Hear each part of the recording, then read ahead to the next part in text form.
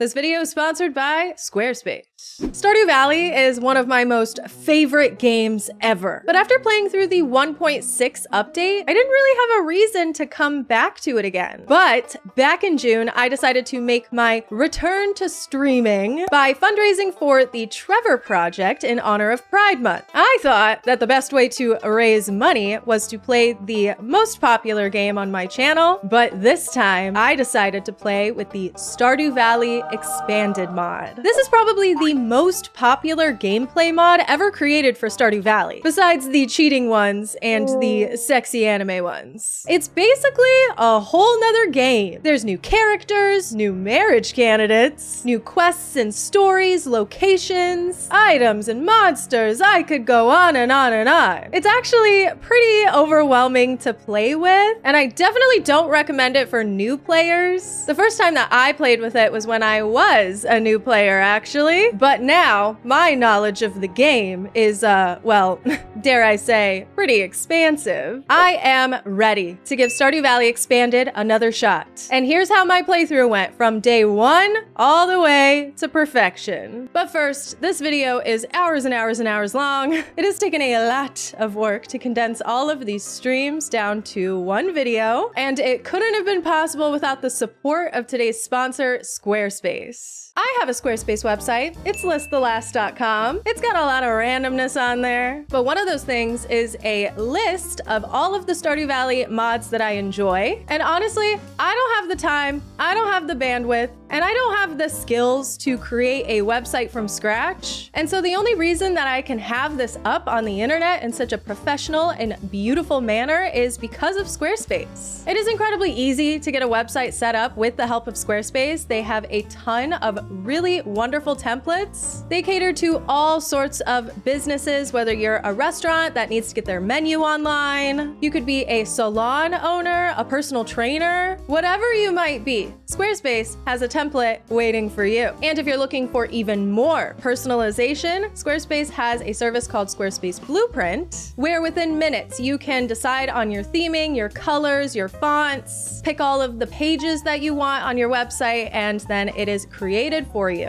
It is actually so simple. Even I could do it, but that is not all. Squarespace has a ton of features that help you better manage your business. They have helpful SEO and insightful analytic tools. Squarespace offers flexible payments with many popular payment methods. There's the ability to schedule appointments and send invoices directly through your site. And I'm not even scratching the surface here. If you or your business are in need of a website, make sure you go to squarespace.com for a free trial. Find that perfect template or use Squarespace Blueprint. And when you are ready to launch, go to squarespace.com/listthelast or use my code listthelast at checkout, and you will get 10% off of your very first purchase of a website or domain. Thank you to Squarespace for sponsoring this video. You make it all happen. Now, let's get to farming. Our first major decision, what farm type are we gonna choose? We can't do a modded playthrough without choosing a modded farm type. Come on. We've got two options for our expanded specific run, Grandpa's Farm and Frontier Farm. Grandpa's Farm replaces the classic standard farm layout. You know, it's got some nice tillable land and a bunch of cute little areas sectioned off. But Frontier Farm is the recommended farm layout with Expanded. It has more quest lines,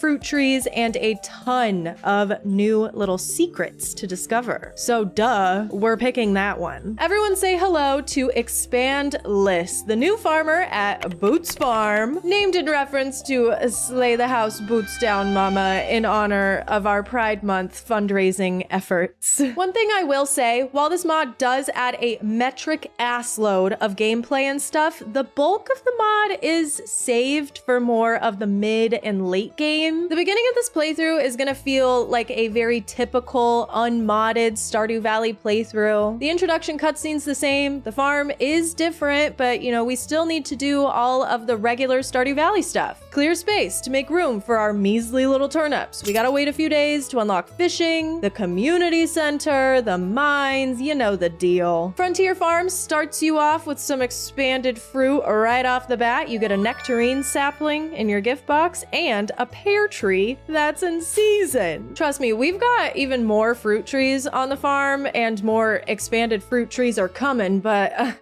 getting to those fruit trees is a whole nother story. There's actually just a lot to Frontier Farm that, in general, we will, dare I say, expand on later. The lull of the first few days gives us an opportunity to explore what is new, the expanded NPCs, and some of the new areas added to the map. Let's get a first look at our roster of new characters. First up, the Bachelorettes. We've got Claire, an employee at Joja Mart. Then there's Sophia, who literally shrieked when she saw me. It's very off-putting. She owns Blue Moon Vineyard, a new area of the map. And then we get to meet Olivia, an older bachelorette and a total smoke show. She's the mother of another new resident and romance candidate, Victor. All we know about him currently is that he lives with his mommy and loves spaghetti, making him very easy to gift. Their house is right next to Pierre's. There's 3 other marriage candidates that are loaded into Expanded, 2 of which that we unfortunately do not get to meet until later in our playthrough, Lance and Scarlet. Scarlet is Sophia's best friend. I'm especially eager to meet Lance. I'll admit it, he's kind of the whole reason I'm here. My first time ever trying Expanded, I fell in love. I'm sorry, I love an aloof baddie, okay? He's a mysterious adventurer, and he's hot. You don't get to meet him until you reach the volcano on Ginger Island, and during that playthrough, that was my first time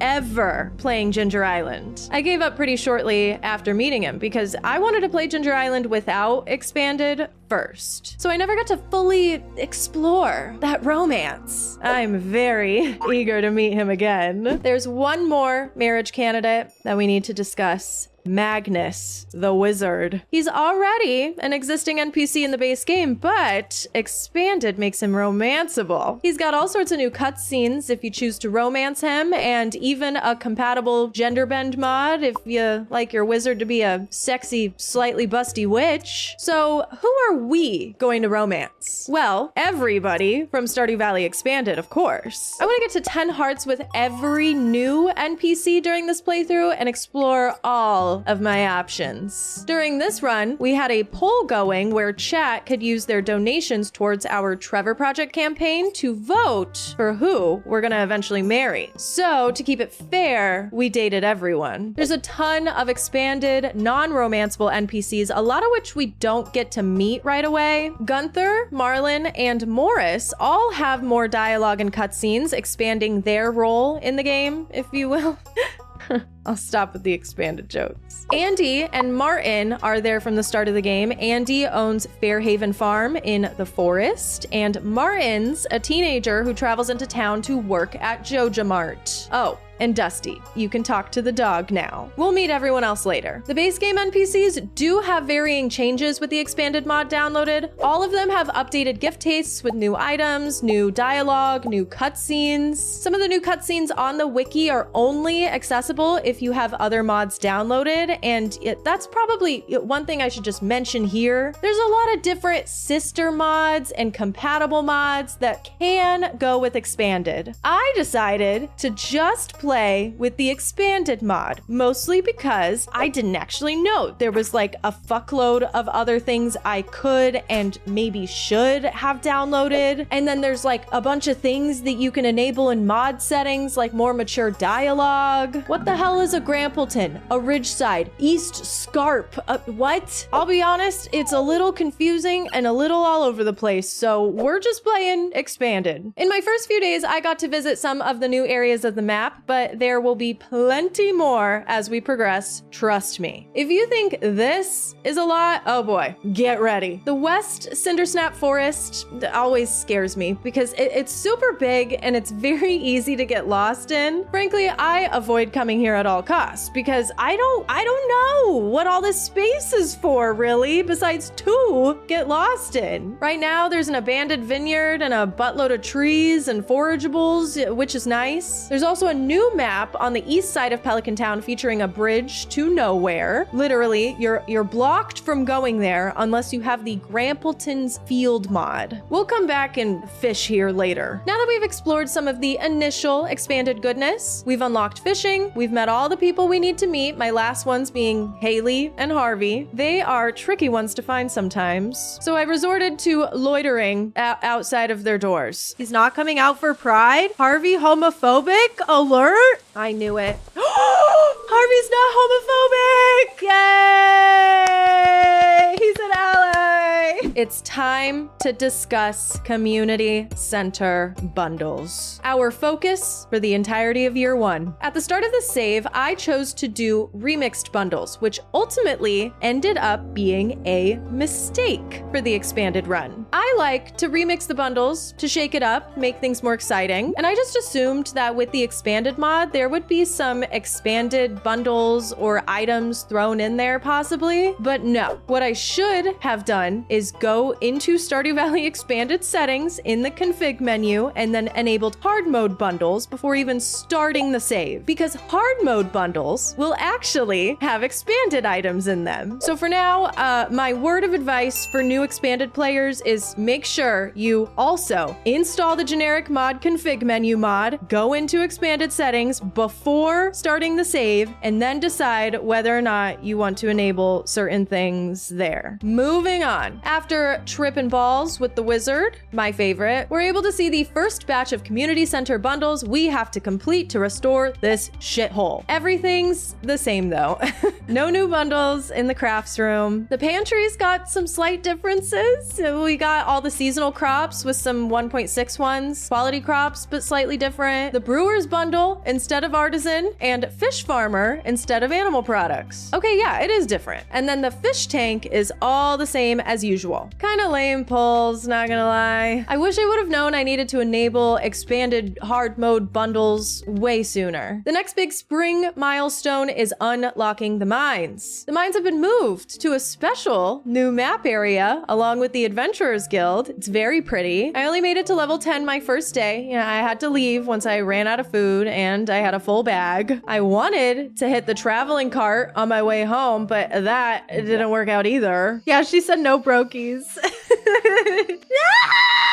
We're not going to be brokies for long though. We have a pretty abundant field of crops going into our second week. We're working on copper bars. We got a cat that we named Trevor in honor of the fundraiser. And in general, we're making decent, well-rounded progress. On the 12th of spring, I received a letter from Susan, a new expanded character that we have yet to meet, stating that she is trapped in the mountains and is excited to meet us once Joja clears up their rock slide mess. That won't be cleared up until summer, but it's kind of nice to know of her existence. I also got a related cutscene the next day when I went up to the mountain lake. Sigh, Morris promised Joja would clear away this rock slide by now. Is this a new cutscene? Is this an expander? It is a new cutscene because we mentioned Susan. Essentially, Lewis is just giving more context to the rock slide situation with this dialogue. There's a ton of these little lore sprinkle cutscenes in Expanded. Some of them give more backstory to the existing storylines in the game, like this one concerning the rock slide. I do feel like they tend to get into over-explainy territory sometimes. Like, I think the letter you get at the beginning of the game concerning the rock slide is perfectly fine. I'm not sure if we needed a new cutscene here. The 13th of spring brings the Egg Festival. Chat warned me that the egg hunt would be harder with Expanded, and yeah, I got whooped. Abigail, you stay away from that egg over there. That one's mine. Oh God, wait, there's none in there? Oh my God, what's happening? 6? I only have 6. I thought I had to have like 9 or something. I only have 11 seconds. Give me that. That's not an egg! I don't think I'm gonna win! The winner of this year's egg hunt is... It's definitely not me, you guys. Jas and Vincent? Since when do they ever win? Hope you guys enjoy your prize, dumbass little kids. You still need 9 eggs to win, but they're all moved around and they're there's less of them, I think.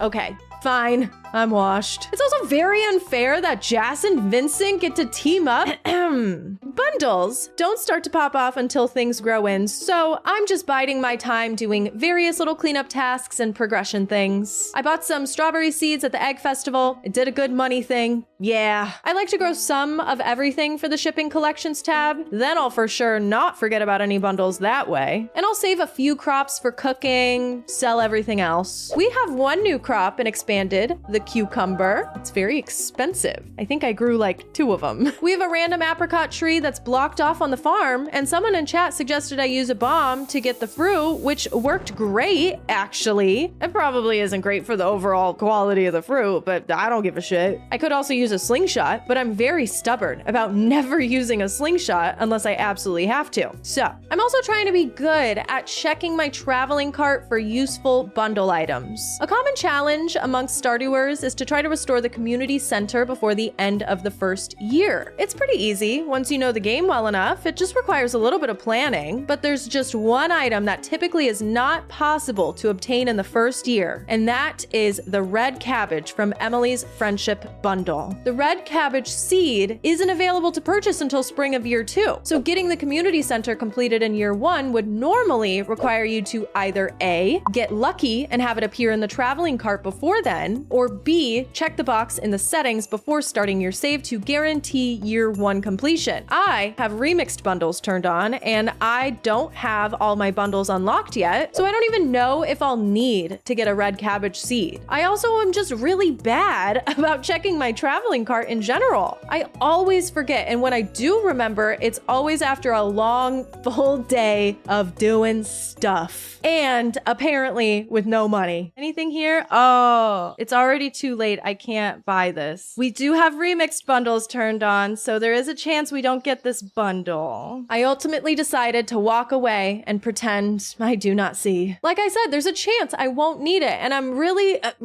lazy. If I do need it, I'll just pray that it appears again.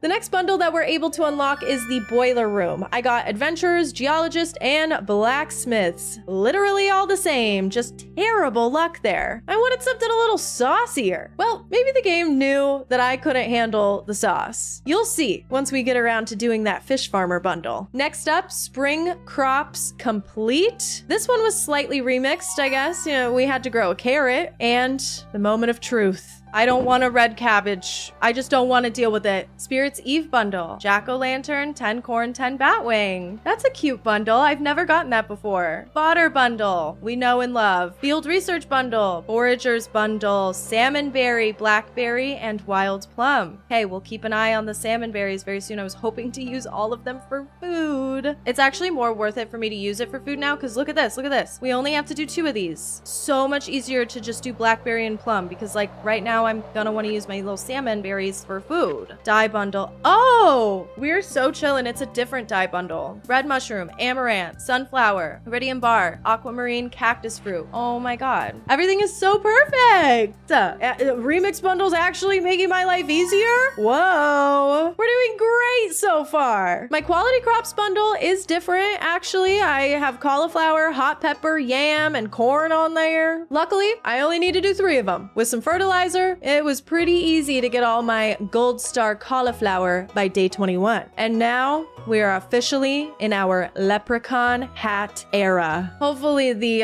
luck of the Irish can help me out with these bundles, am I right? Anyways, while I was here, I tried to fish up the goby. The goby.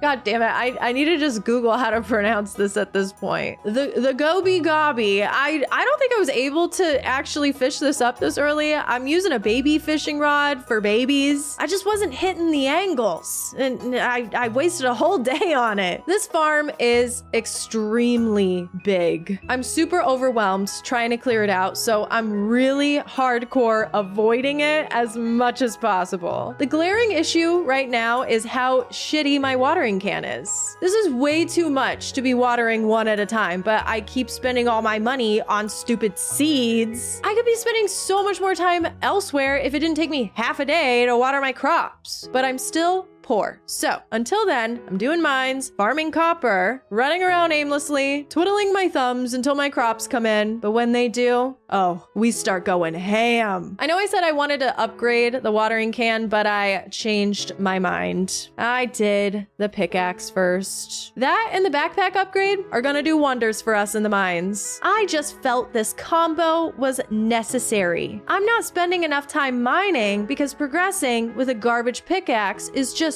painfully slow. Expanded doesn't change anything about the mines or the monsters, by the way. Everything seems to be the same, I think. Maybe there's more weapon drops. There are some new artifacts that can be added to the museum collection. Cool. I made it to level 65 before the end of spring. Not bad. I probably would have tried to go even further if on level 65 I didn't have to clear the entire floor before a ladder spawned. The actual last rock. Can we talk about it? Oh, never mind. The second to last rock. There is actually no point in being here. I'm going home. Yeah, no.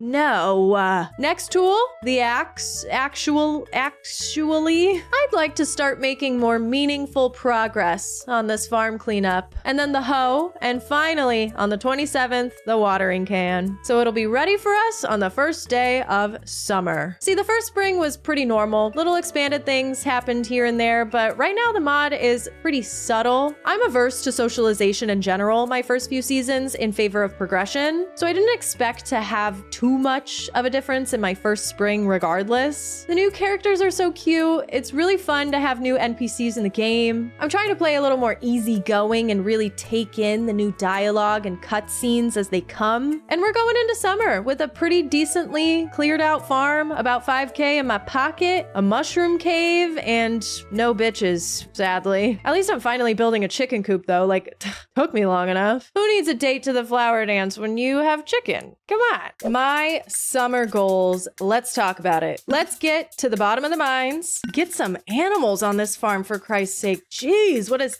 taking so long? And get the house upgraded while we're at it. I want a kitchen. I want to be able to start making dishes for gifting. Not like I'm ready to do that anyways. I can't just be buying beers and spaghetti and salads all the time. So yeah, let's upgrade. Obviously, I'll be planting a little bit of everything. The new crop for summer and expanded is the butternut squash. And of course, we love that fancy new copper watering can, don't we, folks? I had a little extra speed grow lying around, so I threw it on the blueberries to get a little extra harvest from those this summer. On day 2, I got an expanded letter in the mail informing me that the rock slide will be cleared tomorrow, so Susan will be free. And then I can't tell if this letter from Dad is from Expanded or not. The smiley face is really throwing me off. My very first coop has been built, but just my luck. It's Tuesday. Marnie's day off. Love that for me. I tried to knock out some fishing as well for any potential bundles, but I got nothing today. I hate keeping track of bundle fish, so a lot of the time I just go out and fish and see what happens. Like, hopefully I'll catch something. Don't worry about me. I ended up getting all my fish this season and like one new expanded fish or two. I'm not gonna spend a ton of time fishing until later on when I'm aiming for perfection. Like year 2, that'll be our year. Mostly because I tried getting the summer legendary crimson fish and it was a huge flop. And then the trout derby, another flop. I didn't have a bait maker. I literally got like 2 tags. So yeah, let's not waste our time. Expanded.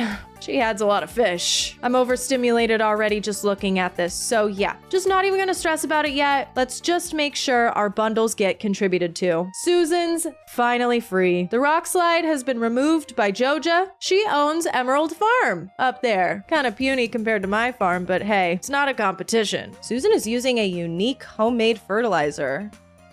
Susan, I don't see any cows. What kind of unique homemade fertilizer are we talking about? She probably just composts. Compost queen. The path to the summit is all different now. It's got a graveyard full of fallen adventurers. Tetra, slimes 13, bats 4, bugs 1. That's it. Buddy, I've already crushed your record. Baron, slimes 153, skeletons 45, shadow brutes 9. These guys are chump change. Okay, wait. Okay, bear claw, slime 753, bats 103, bugs 328, shadow brutes 87. Gerda. Okay, well, speaking of adventuring, this is indeed the season that we reach the bottom floor of the mines. Not before upgrading the pickaxe, though. Come on. Much better. Yeah. Day 13, we made it to floor 90. At level 5 mining, we had the choice between going the miner or geologist route. Most of the time I choose geologist, but I decided to shake things up and go miner. Having the prospector perk is pretty dope. Plus, I hate farming ore, so the less I have to do that, the better. Day 16, level 100, our very first expanded mod flavor, Star Drop. And then on day 17 of summer, we had gotten to the very bottom, level 120 of the mines. Easy mode. We do get one adventure-related expanded cutscene in the summer. I guess I hadn't come here once I completed the slime quest, maybe, or maybe I didn't go down far enough. I don't know. I got a cutscene formally inviting me to join the Adventurers Guild. Maybe I got that for getting to the bottom. I don't know. There's a ton of story quests in this realm. The Adventurers storyline is supposedly huge, so I'm excited. Farming was vastly more productive this season. I had plenty of harvests come in. A lot of the blueberries I plan on saving to kickstart wines or jellies or whatever else. Dehydrators, you know, they're kind of OP. Having a better watering can is really just changing the game. I also started to organize my stuff a little bit. There's just so much stuff in this game. And Expanded's gonna add so much more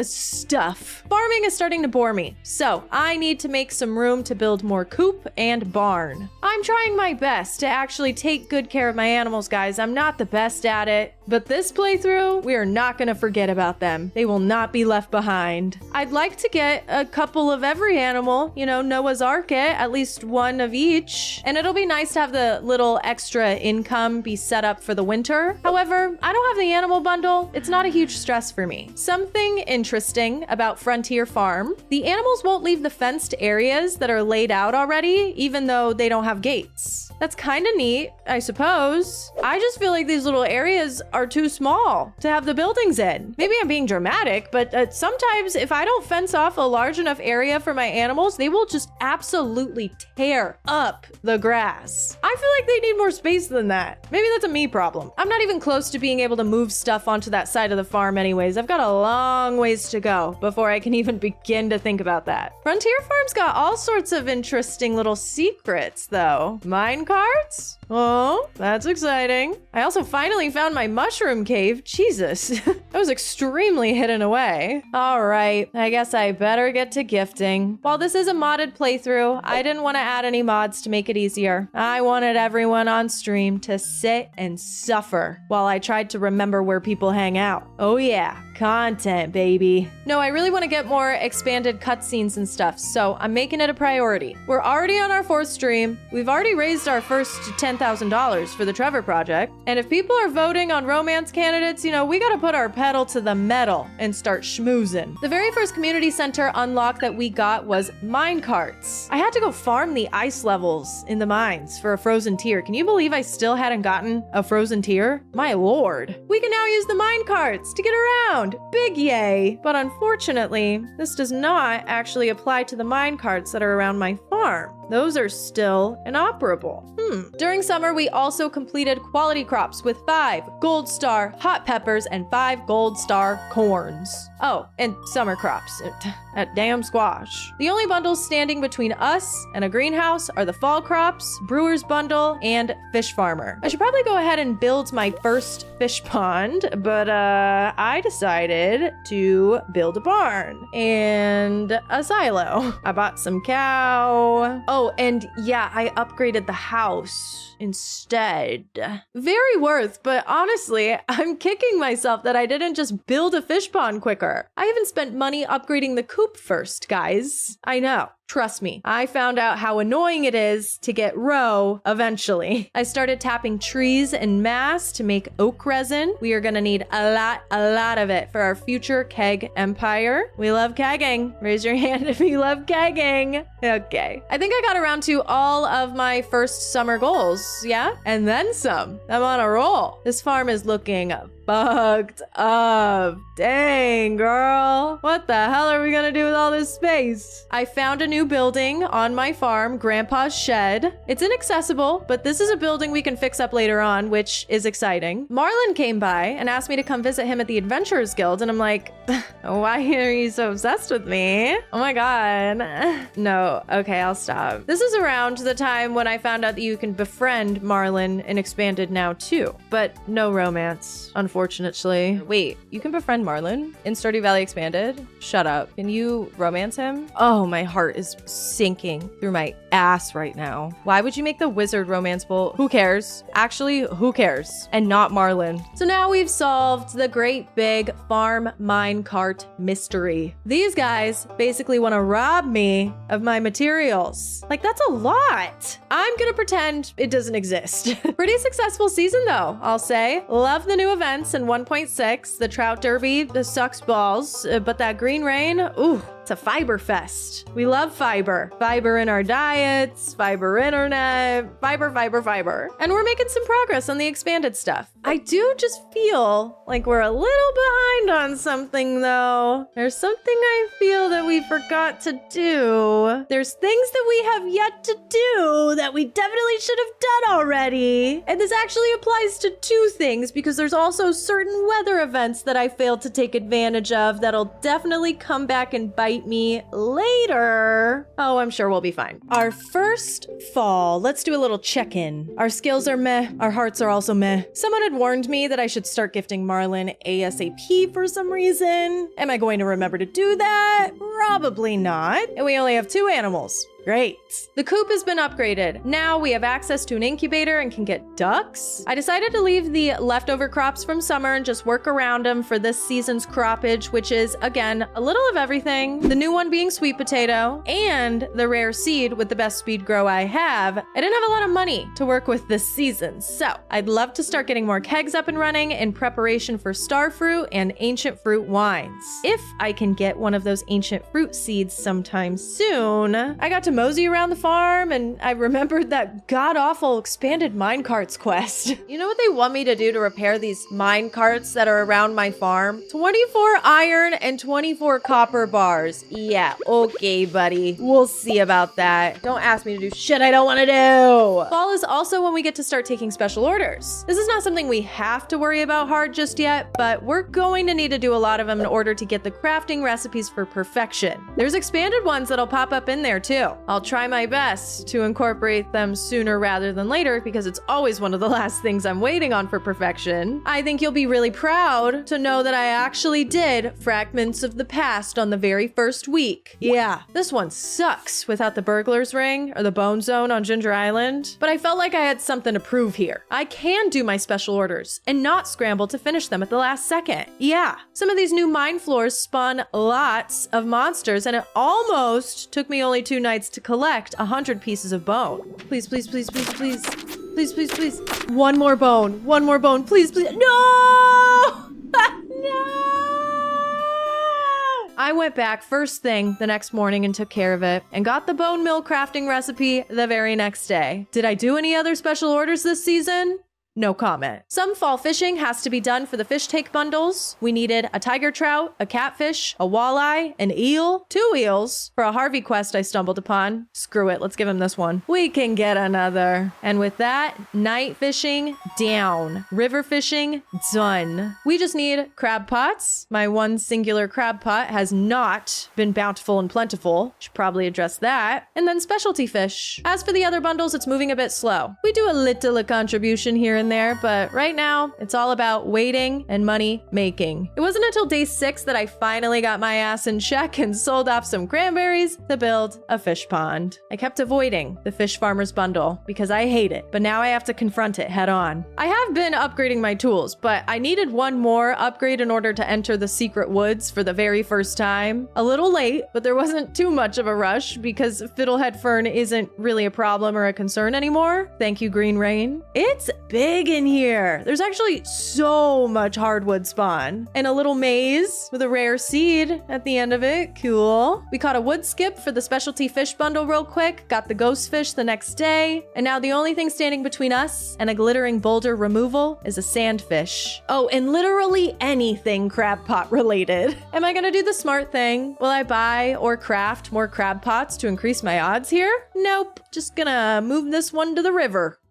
Sometimes I hate myself. This is the start of the fish pond saga. Buckle up, because any fish ponders out there, you're gonna get very frustrated with me. I needed to get 15 roe for the fish farmer's bundle. I did about 0 research for this beforehand. I did all of my quote unquote research live, so I thought that my math here was good. I thought that these numbers looked great for the stonefish, the only fish I had on me at the time, and someone had suggested I put the stonefish in there, so I said, you know what, hell yeah. I thought I was gonna be swimming in roe for this bundle. But in fact, those numbers are terrible. I literally should have put any other fish in there, and I would have been better off. Not kidding. Every day, I woke up and I checked my fish pond. Well, almost every day. It took literally forever before the stonefish requested anything. And of course, it had to be 10 copper when I'm fresh out. I went all the way home after farming copper and went to bed, totally forgetting about the stonefish. So I gave it to them the next day and decided, you know what? We need backup. I felt weird about taking the stonefish out since we already spent so many days on it. But now I know I should have again done literally any other fish in the fish pond. We'll come back to this. By mid-season, I had been slowly contributing to the other bundles here and there. It's starting to look pretty good. My singular crab pot did pull through for us. Thank God. Wait, let's go! A periwinkle! I could donate that to the community center. We won. And Sam gets a pizza. It's a good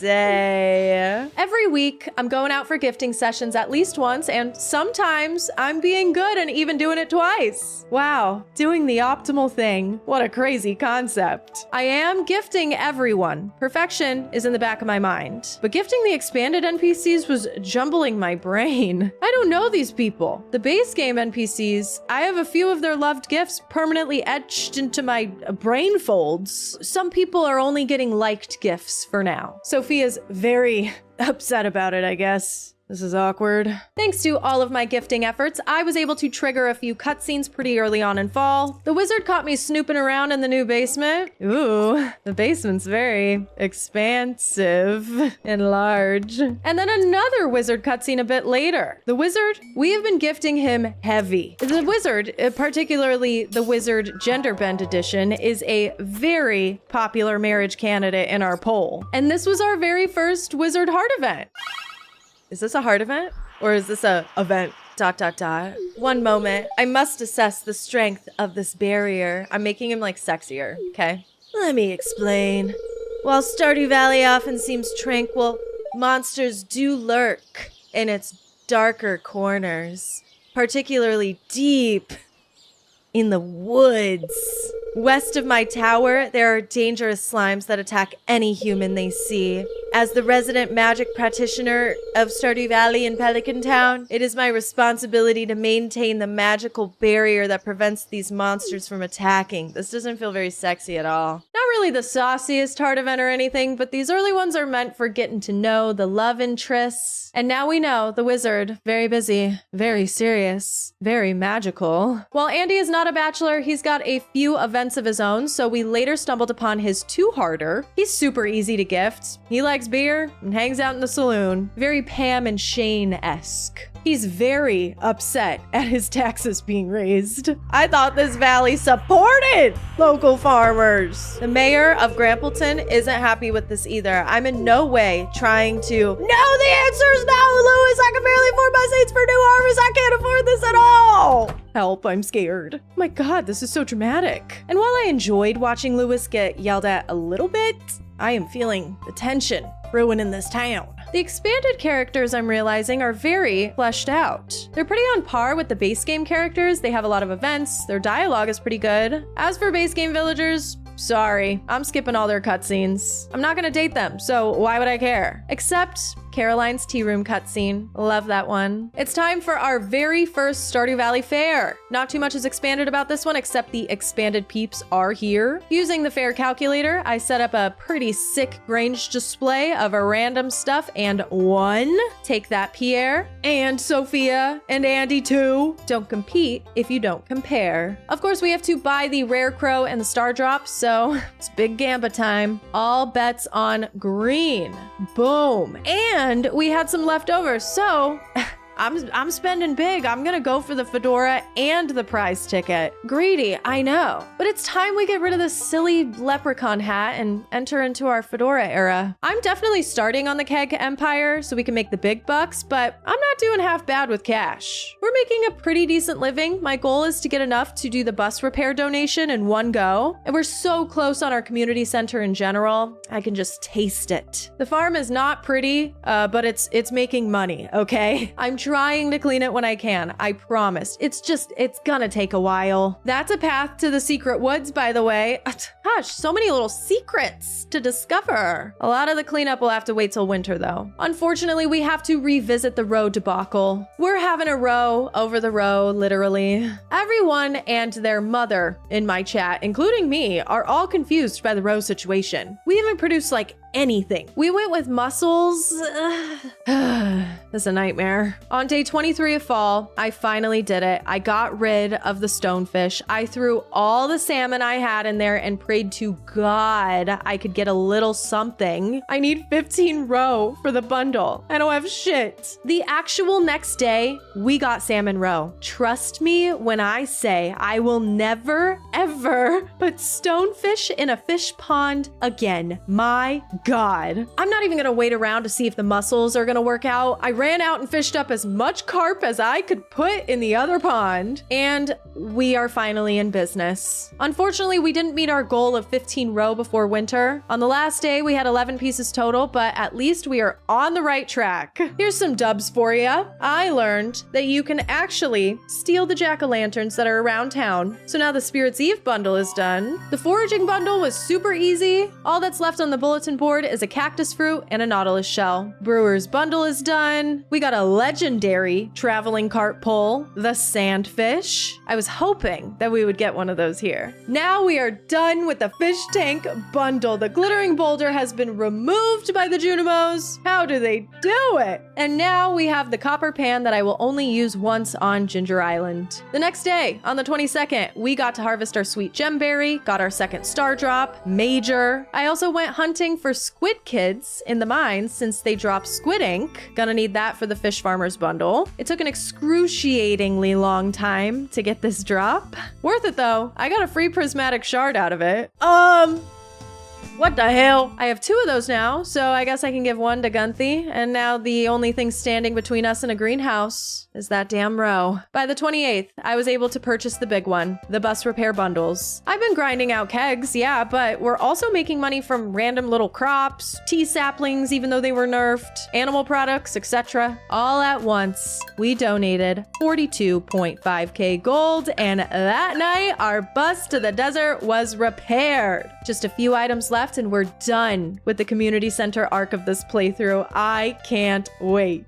General progression, it's all right. I didn't get too far with animals, to be honest. I gotta go. No pigs cooking yet. That's fine. We don't need them right now. One big regret about this playthrough is that I totally forgot about batteries. and it's gonna come back and bite us in the ass later for sure. Normally, I'm a stickler for getting foraging up as fast as possible to get the lightning rod recipe, get them crafted before summer so you can take advantage of the thunderstorms. I forgot that that's something I do. I failed to do that. So we have no batteries for iridium sprinklers, which kinda stunts my farm planning. I hate wasting materials on quality sprinklers. I'd much rather use these materials for kegs. So that's my biggest regret right now. We got 2 more expanded cutscenes during fall, one with Jas where she got lost in the West Cindersnap Forest. Girl, me too. So we guide her home. It's cute. We also saw Scarlet for the first time. She's actually a bachelorette, but we can't gift her yet. She's right in front of us, but she's technically not on our friends list. Not for a long time. And then a double whammy. Our first heart events with Victor and his mommy, Olivia. In the first heart event, we learned that Victor is a total bookworm. Freaking dork. He said that he'd let us read books in his library anytime we'd like, very cute and sweet. The second was a little bit more tense. We walked in on Victor and Olivia in an argument. Apparently, Victor is unemployed, and Olivia's just tired of it. She's like, okay, if you don't want to move to the city and get a job, you should find a job around here, maybe? And then he steps outside to get some air. Oh boy. Not sure how interested I am in a jobless man. I've dated worse. We're ending the season with the Expanded Spirits Eve Festival. Would you believe me if I told you they expanded the maze? And I got lost in it for a very, very long time. I hate this maze. I'm out. My last day of fall was prepping for winter. Can we please wrap up the community center? I'm so tired of it. On day 1 of winter, I only got 1 little baby row. So my total row count is 12, just 3 more. I only need a snow yam and a crocus for the winter foraging. The icy mine levels have winter root, and I got a holly from the traveling cart at some point. And then the cactus and nautilus shell. Day 1, more like day done. Just kidding. We didn't go to the desert for the cactus fruit on the first day. We were a little too busy. Robin's special order is gonna be stupid easy, so I might as well just do it. And I ended up planting some stuff, powder melon and winter seeds. I was a little distracted, but hey, we got the quarry unlocked now. Don't care, it's desert time. Now, you're not gonna believe this, but the desert, it's been expanded. Oh, it's big now. For no reason, really, except to make it big. Honestly, I don't really get why there's all this empty space. It took me a while to find the little pillars, but I got my galaxy sword. Said hi to Sandy over at the Oasis. She's got a new portrait and expanded. Cutie pie. And then I popped into the Skull Cavern for the very first time. With terrible luck, clearly. What the fuck? This is an actual waste of my time, but hey, we can say we did it. And now that we have a cactus fruit, that's the bulletin board all complete. We are so up on friendship. And guess what? On day 3, we got the very last of our row. That's it. We have finally contributed to all of the bundles. And the community center bundles are all done. Say goodbye to Morris. He'll be out of here soon enough. Now, I didn't really touch on the Joja of it all in Expanded, but there's actually a whole bunch of Joja gameplay. Morris and Joja have a whole bunch of cutscenes. We didn't bother gifting him or anything because we didn't go the Joja route, and he does leave town permanently if you restore the community center. So it wasn't worth it, but hey, maybe we could do it in the future. The Mary Morris mod that we used in our Joja Mart playthrough is compatible with this one too. We could hypothetically run it back Joja style. I don't know. But for now, Morris's time in the valley has come to an end. Pierre kicks him out, and we're officially done with the community center. The Joja Mart is closed. We got a really sad cutscene with Claire, but don't worry, guys. I know you were just at the edge of your seats wondering what's gonna happen to Claire and Martin. They do make a return eventually. Let's discuss Krobus, everyone's favorite little shadow person. Krobus's first appearance is on day 1 of winter when you first discover the magnifying glass to read secret notes. But if you want to actually befriend him, you're gonna need to unlock the rusty key to the sewer. How you unlock this in the regular game is by donating 60 items to the museum. Now, I'm definitely slacking a little bit on 60 donations. I counted maybe 49 or 50 here on the 3rd of winter. But in Stardew Valley Expanded, for whatever reason, to unlock unlock the sewer key, we now have to get to 2 hearts with Marlin instead. And that's why everybody's been pestering me to remember to gift Marlin. And guess what? I haven't until now. So I've got a little ways to go before I can get the key. So while we wait on that, we're gonna focus on other things, like maybe unlocking Ginger Island. I've actually come across 5 battery packs total during my playthrough. I didn't make them myself, but I got pretty lucky with the traveling cart and with Pam. And instead of using them for sprinklers like I so desperately want to, I'm gonna donate them to the boat repair. Hardwood too. And now I just need 5 iridium bars. Another huge winter goal, get the farm cleaned up, get it looking good. By doing that, we've discovered some little frontier farm secrets. When you get back to the farm, immediately take a right. You have another cave. I have another cave? When were you guys gonna tell me this? When did this appear? Hello? I didn't know this. You guys are so funny. How did we not know this was here? I don't have a pickaxe, so I can't grab anything right now, but okay. And on the west side of my farm, there's a broken bridge. I wonder where that leads to. There's still more expanded stuff to discover outside of the farm too. I was, just out one night, gifting townies, minding my business, frankly, when a little warp appeared with Junimo sound effects. So of course I had to go check it out at 8 o'clock at night. Horrible idea, because it warped me to a maze in a place called the Junimo Woods. You're supposed to follow the mushrooms to make it through to the end, and trust me, I was doing that. Expanded loves to do this thing where there's secret paths obscured by trees and shit. It's so irritating. I didn't get to the end. I passed out, and I didn't go back for a while. Now that I've upgraded my pickaxe to gold, I'm going to have a way easier time in the Skull Cavern. I got the key quest to make it to level 25, but I crushed that without even trying. Level 50. I didn't even bring bombs. I'm him. Using the gold pickaxe, I'm also able to crack open some of those meteorites on my farm, including the one blocking access to Grandpa's shed. There's a money tree out front. Okay then. This place is a dump, but Robin can help with that. Well, not now, Robin. We've got the Festival of Ice to get to. Snagged the rare crow. Really wish I would have bought the chocolate truffle bar expanded recipe. Another thing that comes back to bite me later. At least I won the Festival of Ice, got my reward, and it's officially the Sailor Cap era. A few nights prior, the raccoon treehouse from 1.6 fell down, but I had just used all my hardwood on the boat and on Robin's special order. It took me a minute to chop up 100 pieces, but on winter 9, the house is repaired and ready for a little raccoon action. The next day we got our first request, 5 crayfish and a smoked ghost fish. I have 2 crayfish, gotta get a fish smoker. Okay. Yeah, I'm gonna deal with all this later. Yeah. When I went to Robin's to check on this Grandpa's shed situation, I was inundated with like a bazillion, quadrillion cutscenes. Jeez. All that gifting, man. I'm just too good. What's not good is that Robin wants 150 pieces of hardwood, 600 stone, 50 iron bars, and 20 battery packs to fix Grandpa's shed. Yet another thing that I will be tabling for now. Now, another big winter goal is to get to level 100 in the Skull Cavern. I'd really like to have the dwarf shop unlocked before I attempt this so I can buy bombs and life elixirs. There's actually a whole bunch of prep I gotta do,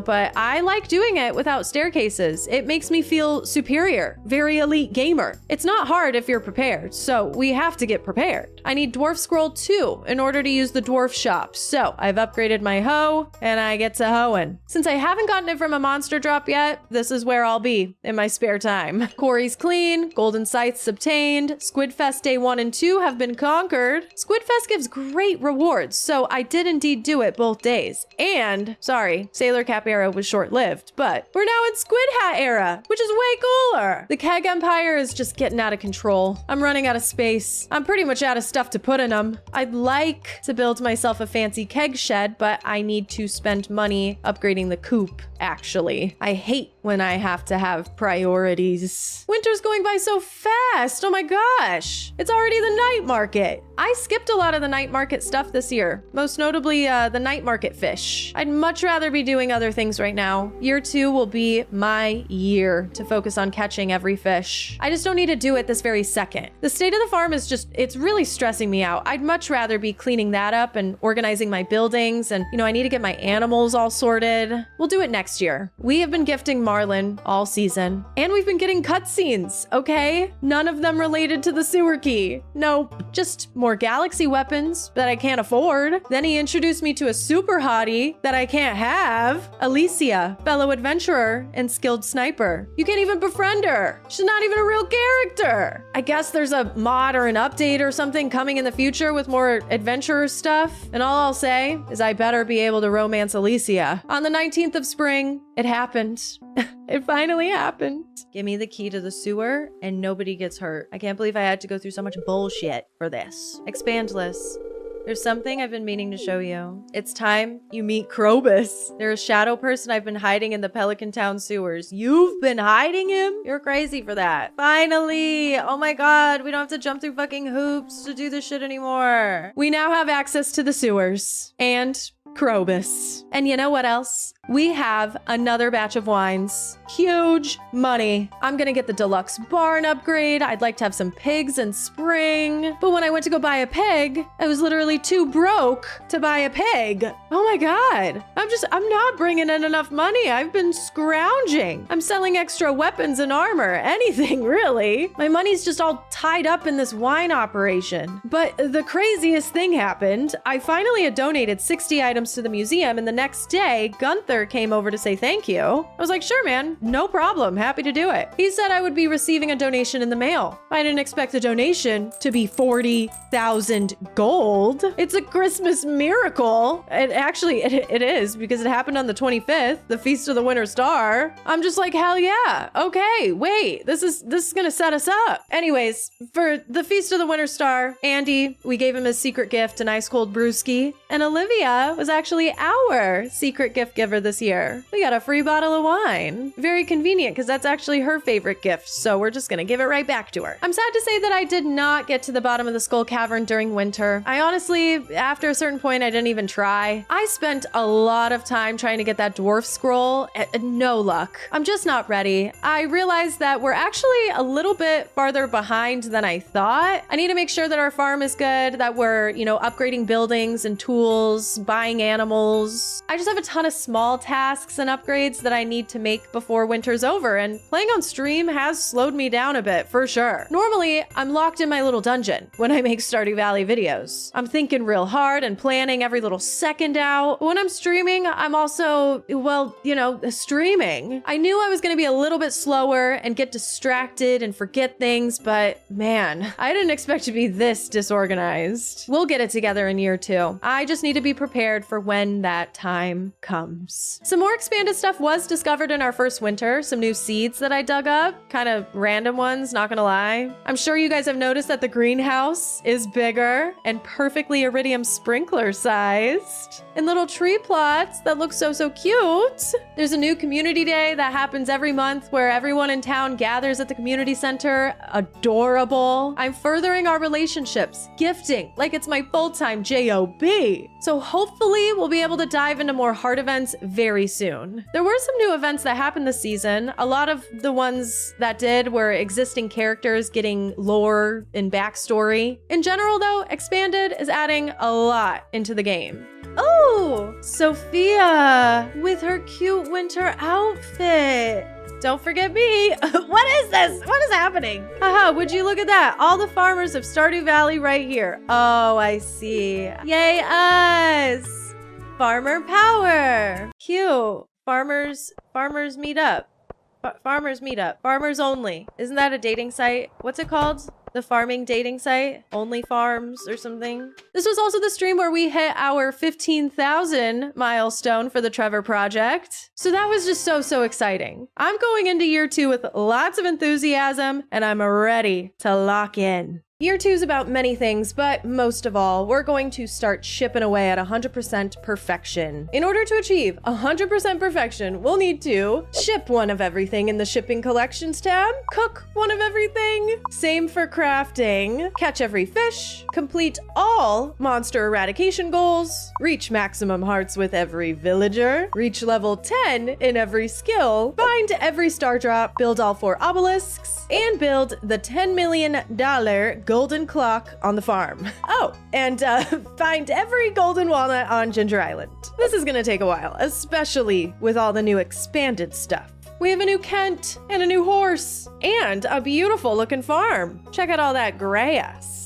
Right now, I've only got like 2 iridium sprinklers. One for the coffee beans in the corner of my greenhouse and the other for the star fruit. So, unfortunately, I'm wasting a ton of time every day watering my crops. The big goals are to get all the tools upgraded, build a keg shed, and kick this wine operation into high gear. And finally, get everything prepped for a big, juicy, no staircase skull cavern run. I'm already up. Look at that dwarf scroll. Now we can finally talk to the dwarf and buy bombs and life elixirs from him. God, spring year 2 already rules. It's cutscene city. There was one where the ladies in town all got together and gossiped. You know, they're just such a hoot. I wish Susan sold her crops locally. She ships her produce out of the valley. Oh, tea. She once let me purchase one of her fresh melons. It was so delicious.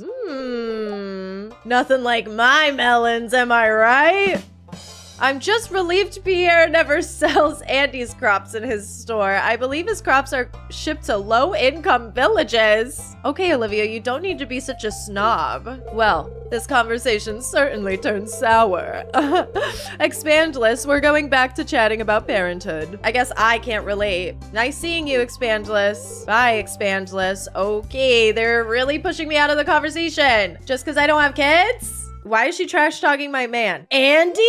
Andy's your man? I also found Victor hanging around the graveyard looking just so sad. So of course I had to ask him whose grave he's at. It's his cat's grave. His cat that went missing 2 years ago and never returned. He got the grave made in its honor. And you know what? Initially, I was like, oh, brother, but I feel him. I think that's pretty sweet. Andy was out foraging in the woods and asked me to come have a conversation with him over by the waterfall. I don't have many people I'd call close friends in my life. Guys, that's so sad. You know, I tried talking Mayor Lewis into letting the other farmers and I take over your grandpa's farm. It was good land being left to spoil. There's nothing Lewis could do about it. Your grandpa still owned the deed to that there land. You showed up out of nowhere and took it over. Been doing a yoba darn good job too. Really? Oh, that's a really nice compliment. He's very fatherly in this moment. I won't lie, I used to be jealous of you. You only started farm work recently, relatively speaking. I've been doing this all my life and I haven't amounted to much.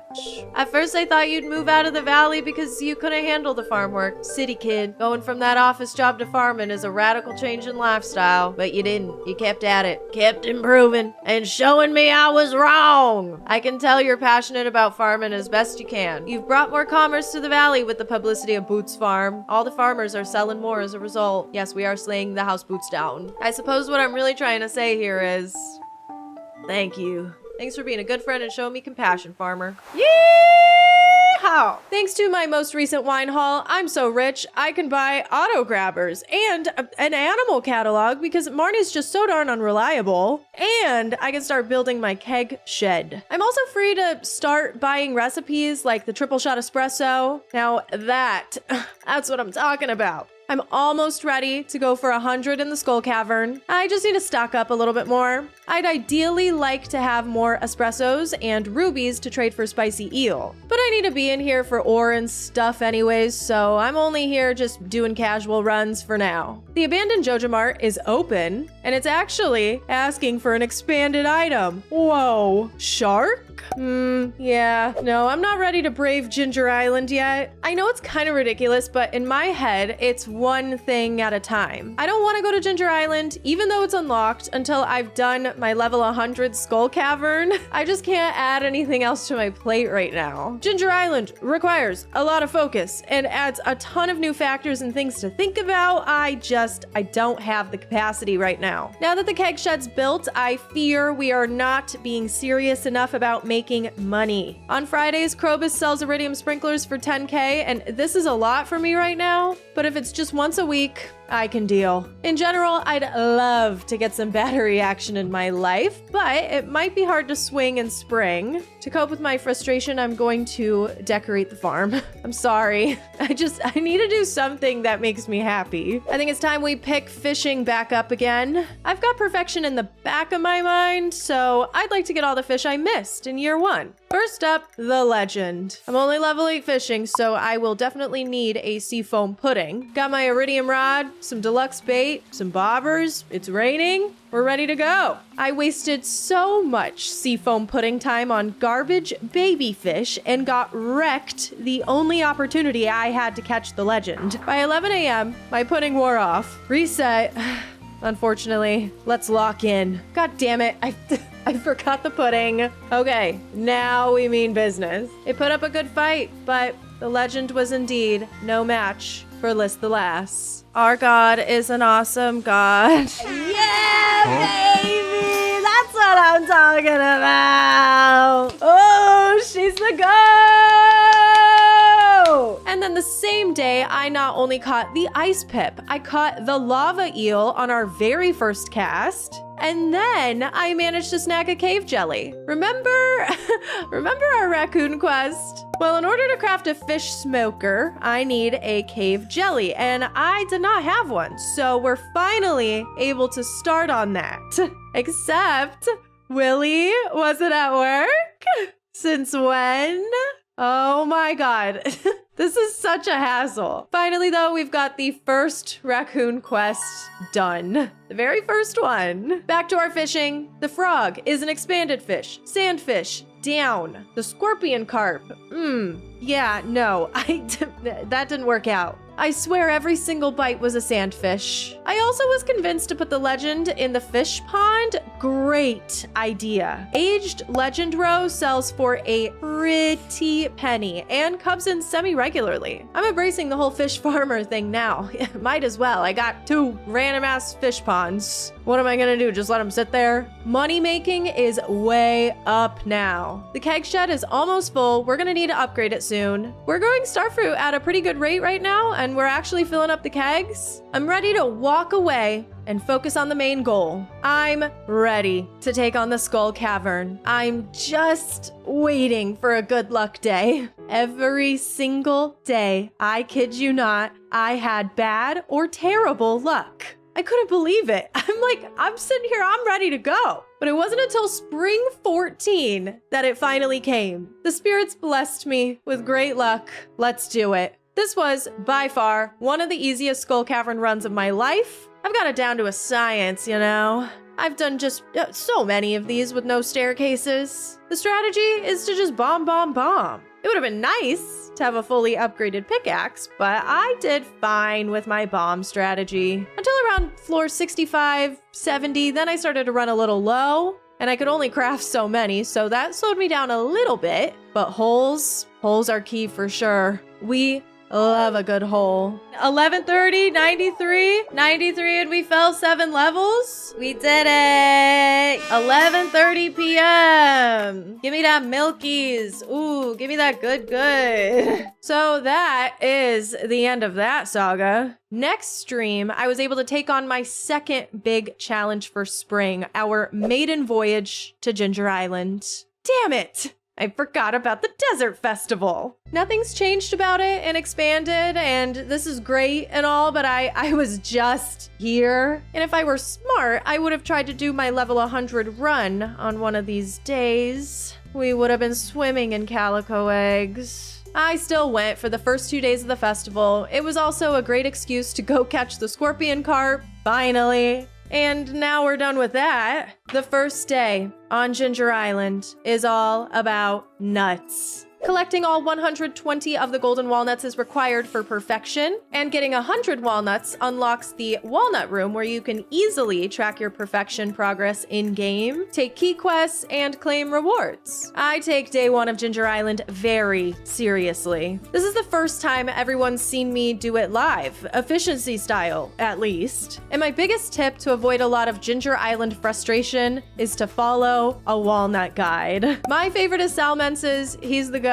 His video lays out all of the locations of the random walnuts step by step, making it so I don't miss any of those weird ones that are hidden. You know, like the secret little areas, the dig spots. There's so much that can be easily overlooked. If I can get it on the first day, I want it out of the way. After a certain point though, walnuts will be locked behind, you know, defeating enemies, doing volcano runs, fishing, quest stuff. You guys know. It's just nice to do the first little bit with a guide. Took me about a day and a half to get all the walnuts I wanted, and then it was time for my first volcano run. My goal? Reach the top. Not just to unlock the forge. No. You all know why I'm really here. Your achievement is a testament to your ambition and perseverance. Behind me is a lava-fed furnace capable of enchanting weapons and tools. It can even combine the divine properties of magical rings. A suiting reward for someone of your stature. My stature? We did it, guys. We met for the very first time, Lance. And guess what? Lance is single, baby. Hey! So now we finally met Lance, my pick for who we marry in this Stardew Valley Expanded playthrough. We have a long way to go before we can start to dive into his cutscenes. Lance moves around every few days, and his loved gifts are a little too expanded for me right now. What is this shit? Lance drops by the farm to inform us that he's going to be doing some combat mage work with Marlin, so he'll be seeing us around.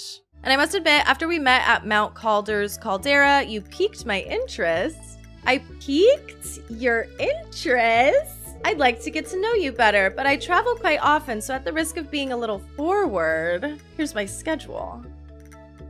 See, this is a man, okay? Victor, over there sucking on his binky at mommy's house? No, mamacita. Lance? Coming over and being like, hey, you're interesting. Here's my schedule. Oh my God. Yeah, guys, I'm sold. However, even after all of that, the chat isn't as into Lance as they are another marriage candidate. And the poll is neck and neck with none other than the wizard. The only caveat being, they don't want the stinky old man wizard. No, they want to romance the hot, gender-bent mod lady witch, Rasmodia. And after much deliberation over the course of these streams, I had no choice but to grant their wish. Oh my God, holy bazongas. She's cute.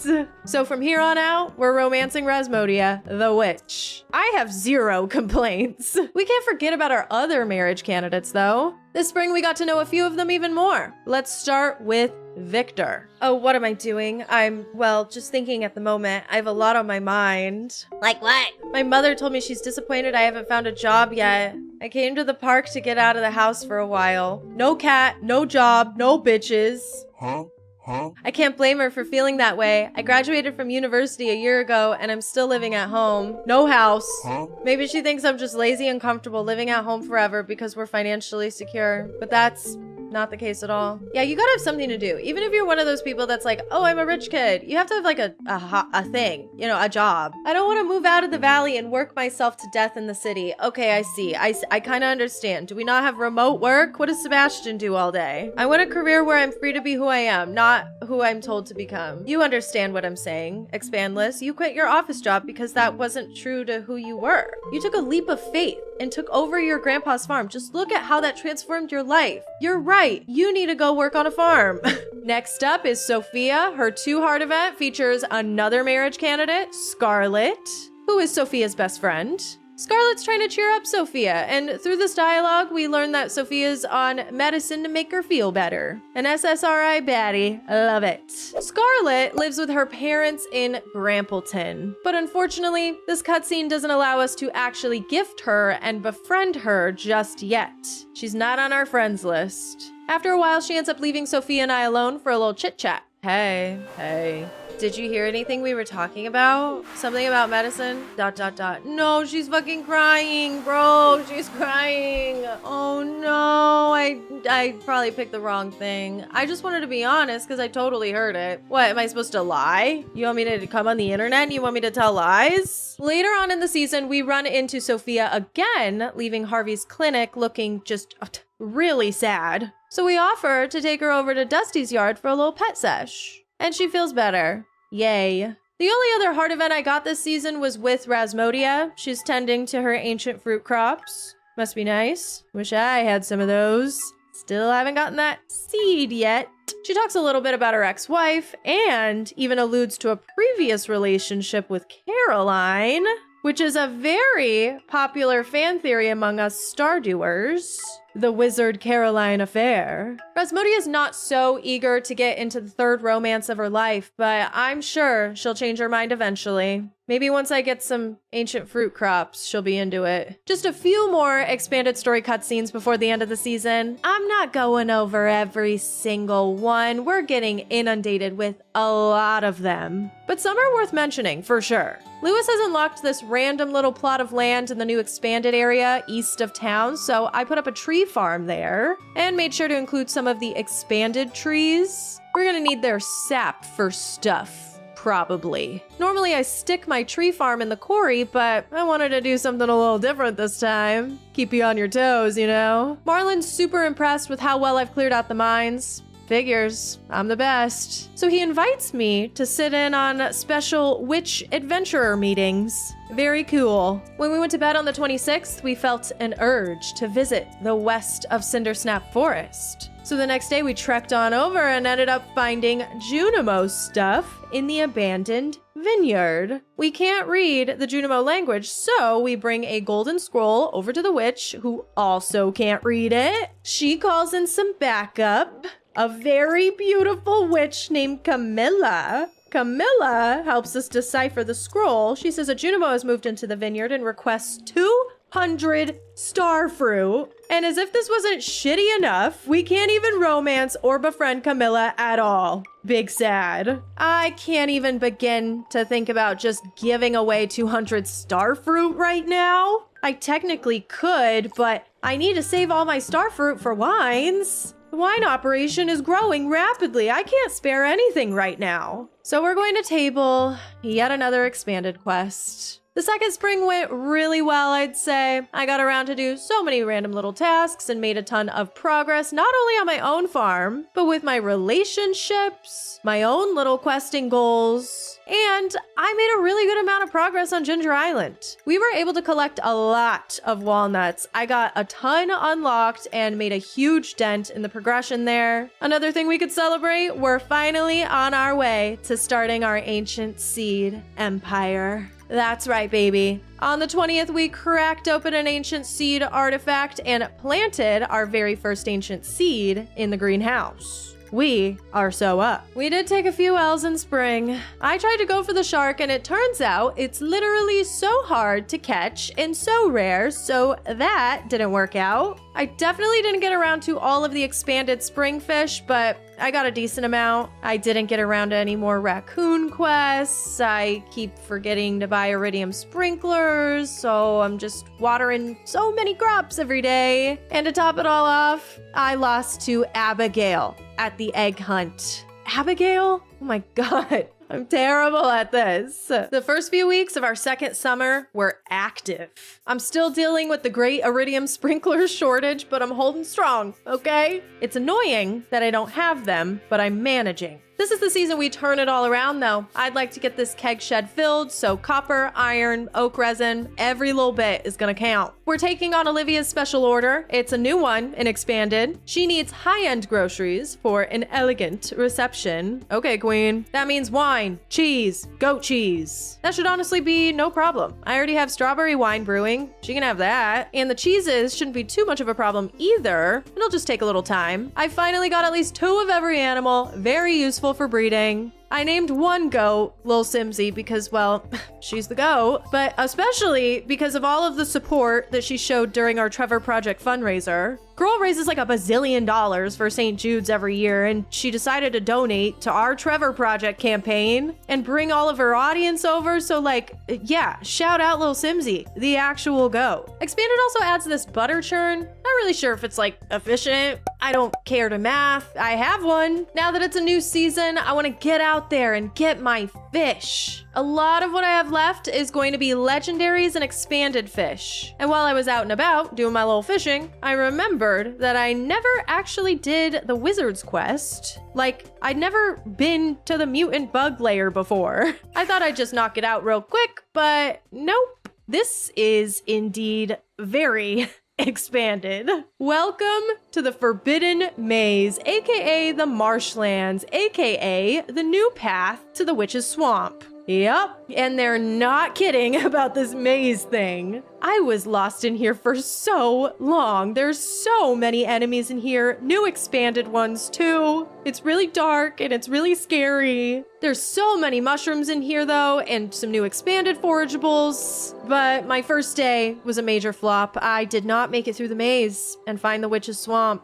The next day, I managed to make it all the way through to a mysterious hut and a little portal to the regular Witch's Swamp, gave the henchman my void mayonnaise, got my inkies, and warped back to Rasmodia. We now have access to the Book of Summoning and the Warp Hall. All we can use is the Witch's Swamp warp for now, but progress. Oh, but it's not over yet, folks. We got a very threatening letter in the mail the next day from the henchman. You took something from my employer's home, causing me to lose my job. ... Now I'm homeless? You must help or else. Come visit me in the marshlands. I will wait. This is so funny. Oh my god. Okay, let's go back to the henchman and see how we can help. I don't have enough to contribute, but we'll be back. I don't want any goblins raiding my farm. We have to return to Ginger Island. I decided to take the island ingredients special order, and we're gonna need a lot more root. We should probably plant those anyways and get some walnuts out of it. 2 birds, you know. I'm gathering up little walnuts here and there, searching for journal scraps and such, but it's kind of a slow grind right now, not gonna lie. Are we ready to head into Golden Helmet era? It's cool, but it's not that cute, honestly. No, it's trucker hat time. Finally, a thunderstorm, oh my god. I've been waiting for this moment my whole life.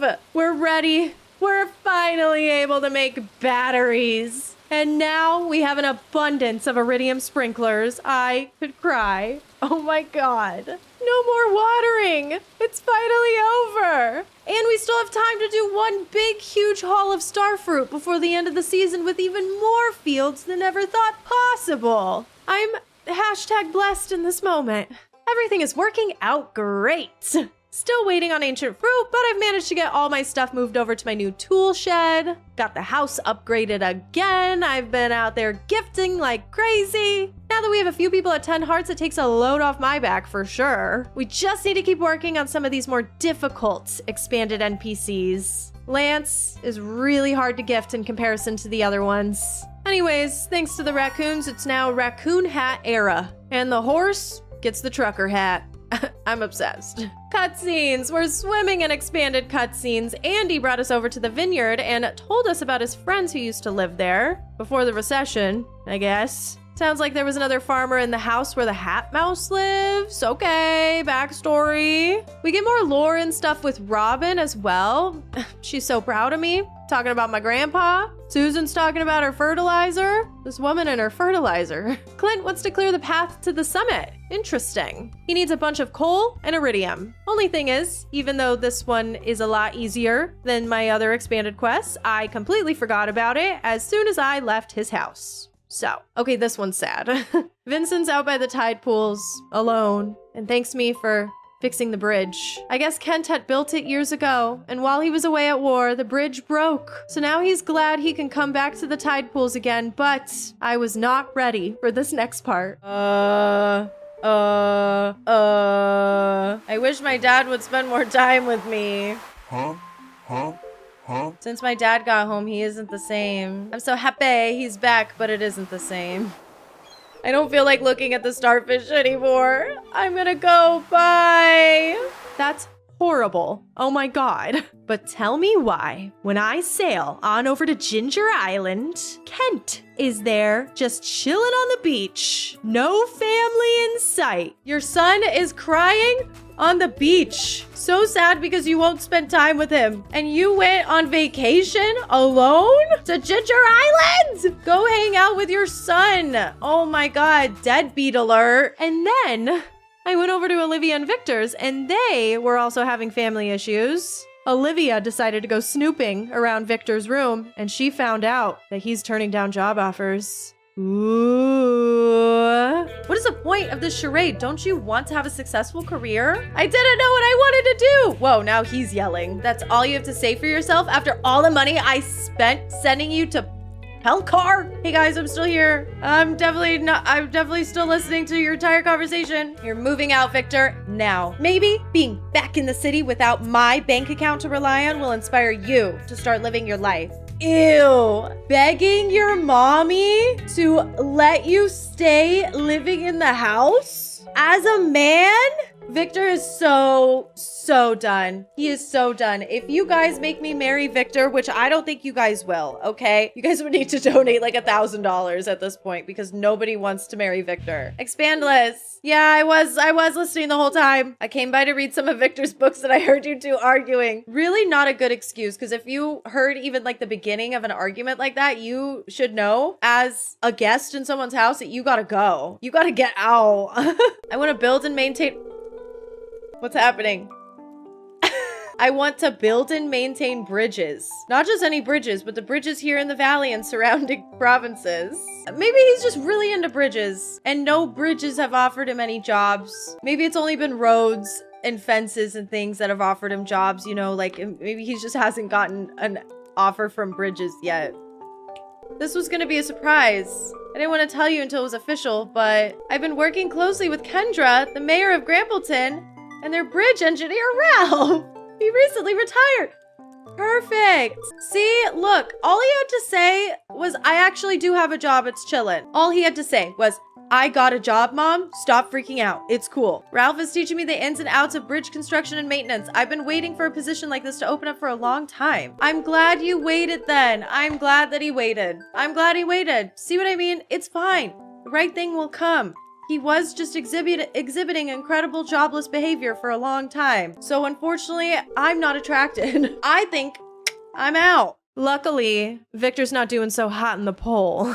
Thank God. Boots Farm is running like a well-oiled machine. Starfruit Wine is generating really good money, so I'm able to go hard on quest stuff, special orders. Olivia's all done. For island ingredients, we're gonna need a lot more tubers, so it's time to open up the trader and get these guys in the ground.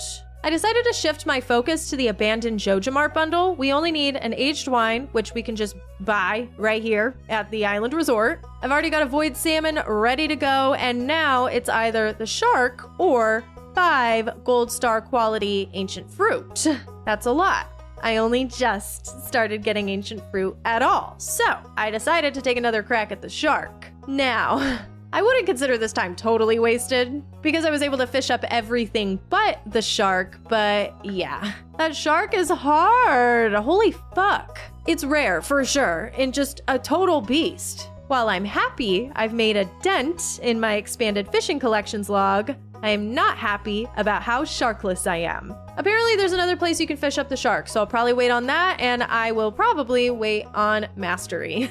Everything else can be fished up, no problem. On the 19th, I decided to check my walnut count, and I was at 99. Literally just need one more walnut to enter the room. You're joking. I seriously considered just saying fuck this and buying the rest of the walnuts, but I didn't have enough money. Didn't even really matter because I ended up going back to Boots Farm for a few days to take care of stuff over there. My animals, they are unfortunately being severely neglected. Yeah, that's totally why I'm here, for sure. When I came back, I tried the gem birds.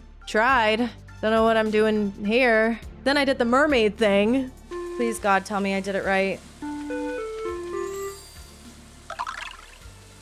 Who's ready to nut? Who's ready to go in the nut room? We're finally in. We're at 31% perfection and the key quests suck, so I didn't take any. Honestly, let's chill for a sec. We're doing too much already. After careful consideration, I did decide to just go ahead and buy the rest of the walnuts. See, we were doing all these streams during Pride Month, and my original goal was to get perfection before the end of June. This was streamed on the 28th. So yeah, I don't know where the time went. I didn't stream this playthrough nearly enough. Obviously, we had to shift our goals, so I bought the remaining walnuts using the Joja Parrot. Did I need to do that? No, I could have done all the walnuts. I was making pretty good progress. I would have had to wait a really long time anyways because of the banana sapling. Let's not waste our time. Our new goal before the end of Pride Month is to get married. We have to at least do that so we can honor the results of the poll. So we're going to table perfection for now and speedrun relationships. We actually made a lot of progress in this department. We're ready to start giving out bouquets. We first gave one to Olivia and had a few cutscenes with her. In this first one, I walked in on her drinking wine and listening to her favorite violinist alone in the cellar. I feel that, honestly. Once I went to see her perform with an orchestra. She was magnificent. When the war started, radio broadcasts from Gotoro were blocked in the Ferngill Republic. I didn't know about all that. I love that we're also, through Stardew Valley Expanded, we're learning more about the war. I hope nothing terrible happened to her. I can't in good conscience say she's doing well. Wait, I didn't realize the war was that bad. What is happening? Okay, like I get it, like it's a war, but like I didn't know. You think she's dead? My family is from the Gotoro Empire. My mother and father immigrated to the Ferngill Republic. I have family and friends there trapped and unable to leave. I worry for their safety. Oh my gosh, this is so sad. I don't know if they're okay or not. It's impossible to call or write to any of them. Bruh. I've heard rumors of what's happening. I don't want to believe any of it. Oh no. I need a glass of wine. I need a glass of wine. Honestly, mood. Me when anything mildly inconvenient happens to me, actually. Like, she's obviously clearly going through a lot, and yeah, she could use a glass of wine, but this is honestly me whenever anything bad happens. I love her.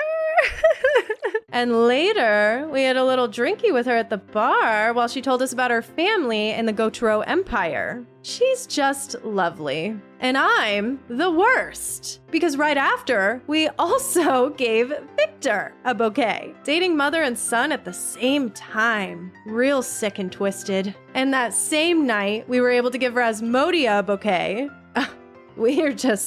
We're on a roll. We had a cutscene with Rasmodia where she was being bombarded with little Junimos. It was adorable. She was embarrassed, but it showed a more soft side of the witch. Sophia's crying again, so of course we have to go check on her. She's locked herself in the dark, empty spare bedroom. She doesn't want to really open up to us yet, but she's happy we came to check on her and wants us to stay and watch anime. You know what, girl? Whatever you need. We're gonna take a moment and wrap up any other little quests I have just to clear up the quest log. There's just a lot of little things to do in general, so if I can knock out any little quests, I might as well just to clear out my brain space. I was able to contribute to the Henchman's Mushroom fundraiser, but that didn't help him get his job back, unfortunately. It did allow us to start befriending him. Great.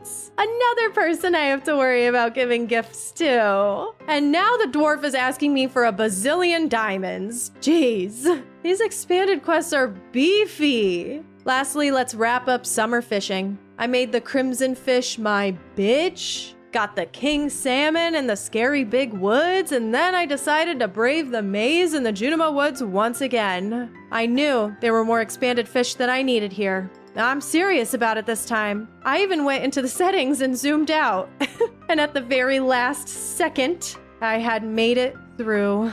Hallelujah. These guys actually sell very useful stuff. They sell artifacts, legendary fish, gems, seeds, decorations, fertilizer. I have to remember this is here. I then decided to be very brave and venture into another expanded area, the Sprite Spring. I wouldn't have even known about this place if I didn't have my chat to guide me. It was pretty annoying to find. But this special place has special water with fortifying properties. There's seasonal flowers to harvest and a secret waterfall with some very epic forageables back there. Very epic. Since I have the botanist level 10 perk, all of these ancient fruit that were just lying on the ground are iridium star quality and therefore can be donated to the abandoned Joja Mart bundle. That's a wrap, folks. Screw that shark. We don't need it. Yet. The last day of summer, I didn't go check on the movie theater. I decided to dedicate this day to an ore run. We need ore bad for our kegs, and I'm not totally made of money yet. I can't just buy all the supplies that I need for them as much as I really want to. I have way too much oak resin just sitting around. I need to put it to good use. I didn't end up going to the Moonlight Jellies. No time. Too busy grinding. Fall is starting off strong with the easiest special order, 100 bok choy. Dope. I love farming now. Oh my gosh, it's so nice having the farm all planned out and all perfect. I also love eventful first days. Pierre and I shared a bottle of his homemade spiced pumpkin cider in a cutscene. Okay, Camilla popped in and did some witchy stuff. Go fishing here often? Actually, never. I've never fished here. Why don't I use a little magic to make things more interesting? Oh, she's doing a little spell. I wish you could romance her. The puppy fish have more friends to play with now. She just made the kitty fish? I didn't know that I had to do something in order for the kitty fish to happen. That is so funny bones. Something's meowing in the water. Okay, yeah, we haven't gotten these fish yet, but there's a puppy fish and a kitty fish in Expanded and a wolf fish. Oh, didn't know I needed a cutscene for the kitty fish. Glad I got that. Our first keg shed is full. That's some serious money right there. Every keg is full of starfruit wine, so very serious money. I had some leftover starfruit from this batch and I thought, why not? Let's do that abandoned vineyard quest and donate 200 starfruit and we'll see what happens. It's happening. Oh my God, Lewis is here. He's telling me I should build a winery. It's a lot of information right now. These expanded buildings are, wow. That's a lot. Okay, let's talk about it. The premium barn and premium coop house 16 animals each. They come with an auto petter, grabber, and heater. Sounds great. I would love to upgrade my buildings, but the thing is, these aren't upgrades to my existing barn and coop. No, they are separate buildings. I barely even check on these guys as is. It's really overwhelming going in there. Don't care to do this at all, so pass. The winery provides ample casking space and a decorative dining area. Okay. Wine ages 15% faster and you can only have one. Again, hefty requirements. I have the house upgraded, but I haven't even used the cellar yet. I'm waiting on more hardwood so I could do a full big batch all at the same time, so another hard pass. I'm also told I should probably do Grandpa's shed before even considering this. The Abandoned Vineyard quest introduces us to a new character, Apples. Apples is the Junimo that has taken up residence here. Apples can actually be befriended. They love starfruit. Don't worry, I got that covered. And Apples can move in and be your roommate, kind of like Krobus. This is major. Unfortunately, I didn't know that before making the marriage candidates poll. So Apples will be staying in the vineyard, but I'm excited to get to know them. I'll be honest, we're in cutscene hell and we're skipping all the vanilla cutscenes. There's so many. We are only gonna focus on the real juicy ones from here on out, starting with Sophia. She's in her cellar with all her casks. Show off. My mom and dad made them. I have a feeling that was what the empty bedroom thing was about, but I didn't want to be presumptuous. Her parents died, right? She's all like orphan. I want to tell you a little about my parents. Get ready, guys. We're learning the backstory. We're getting all the lore. This was the room you found me in last time. It's my parents' room. Come inside. I want to know what happened. I'm so nosy. I never finished packing and moving their belongings. I guess part of me thought they'd be gone, really gone if I did. My mom and dad, a car crash. That evening, there were knocks on the front door. I was greeted by Mayor Lewis and Gus with tears in their eyes. Oh. They told me my mom and dad. Oh, that's so sad. You and Scarlett have helped me so much through this. I'm really happy I have friends like you guys. Girl, no problem. I knew it'd make my parents proud if I took over the vineyard in their stead. It's a lot of work, but it's all I have left of them. You're doing a great job. I want to do everything I can to help. Not really, but you're doing a great job. That's really sad. But I'm glad that she's willing to open up to us about it. And now I feel like I understand her character a little bit more. She's a trooper, for sure. Gotta respect it. Why is Scarlet still not on my friends list though? This is crazy. Olivia wanted to speak to us in private now that we're GF and GF. She confesses that she hasn't been with anyone else since her husband passed away. Jeez, everybody dying and expanded. But I tell her to just follow her heart and do what feels right. No pressure. She says she's happy with me. Score. But then, the most awful thing happened. The worst cutscene we could have ever gotten in Expanded was up next. Oh? Oh no. Oh my god. I didn't know this would happen. I didn't know what happened. I thought it was gonna be fine. I thought it was gonna be totally fine. Are you enjoying this charade, Expandless? My mother and I had a conversation about you. Thought you'd get away with it, huh? Dating both of us and hiding the fact I should bar you from entering our residence ever again. Are you joking, you guys? I somehow talked my way out of that. I'll have to decide who to continue dating. I've lost a great deal of friendship with Olivia and Victor. Oh no, it's over. It's over. No fucking way. No way. They both went down to 4 hearts. I fumbled so bad. Don't play with people's hearts like that. Expandless, it's barbaric. I'm sorry. I'm sorry. I thought it was gonna be okay. Okay, what do I need to do to make sure that never happens to me again? How do I date both of them with no consequences at all whatsoever? Well, just like the regular game, you should always carry a rabbit's foot with you at all times. Damn it. I knew it was wrong, but it felt so right. Camilla's here now to rub it in my face. But a mother and a son? That raises even my eyebrows, and I'm hard to shock. Does everybody know that I am dating the whole family? Does everybody know this in the whole goddamn town? Like, this is so embarrassing. I'm taking a break from Victor and Olivia for now. This is so fucked. My next focus is going to be getting to the expanded areas that I have yet to unlock. There's actually a lot of stuff we haven't seen yet. First up, the Highlands. Marlon's got this boat he needs fixed up in order to take me there, so I'll need to deliver a bunch of monster loot for him to do so. Not sure how this stuff is going to help fix the boat. I'm definitely being swindled, that's for sure. I went through all this effort to gather up what he needed. And turns out I need to hand deliver these items, but guess what? Marlon is nowhere to be found. Seriously, every time I need someone, they disappear. I had to wait another 2 days for the boat to be repaired.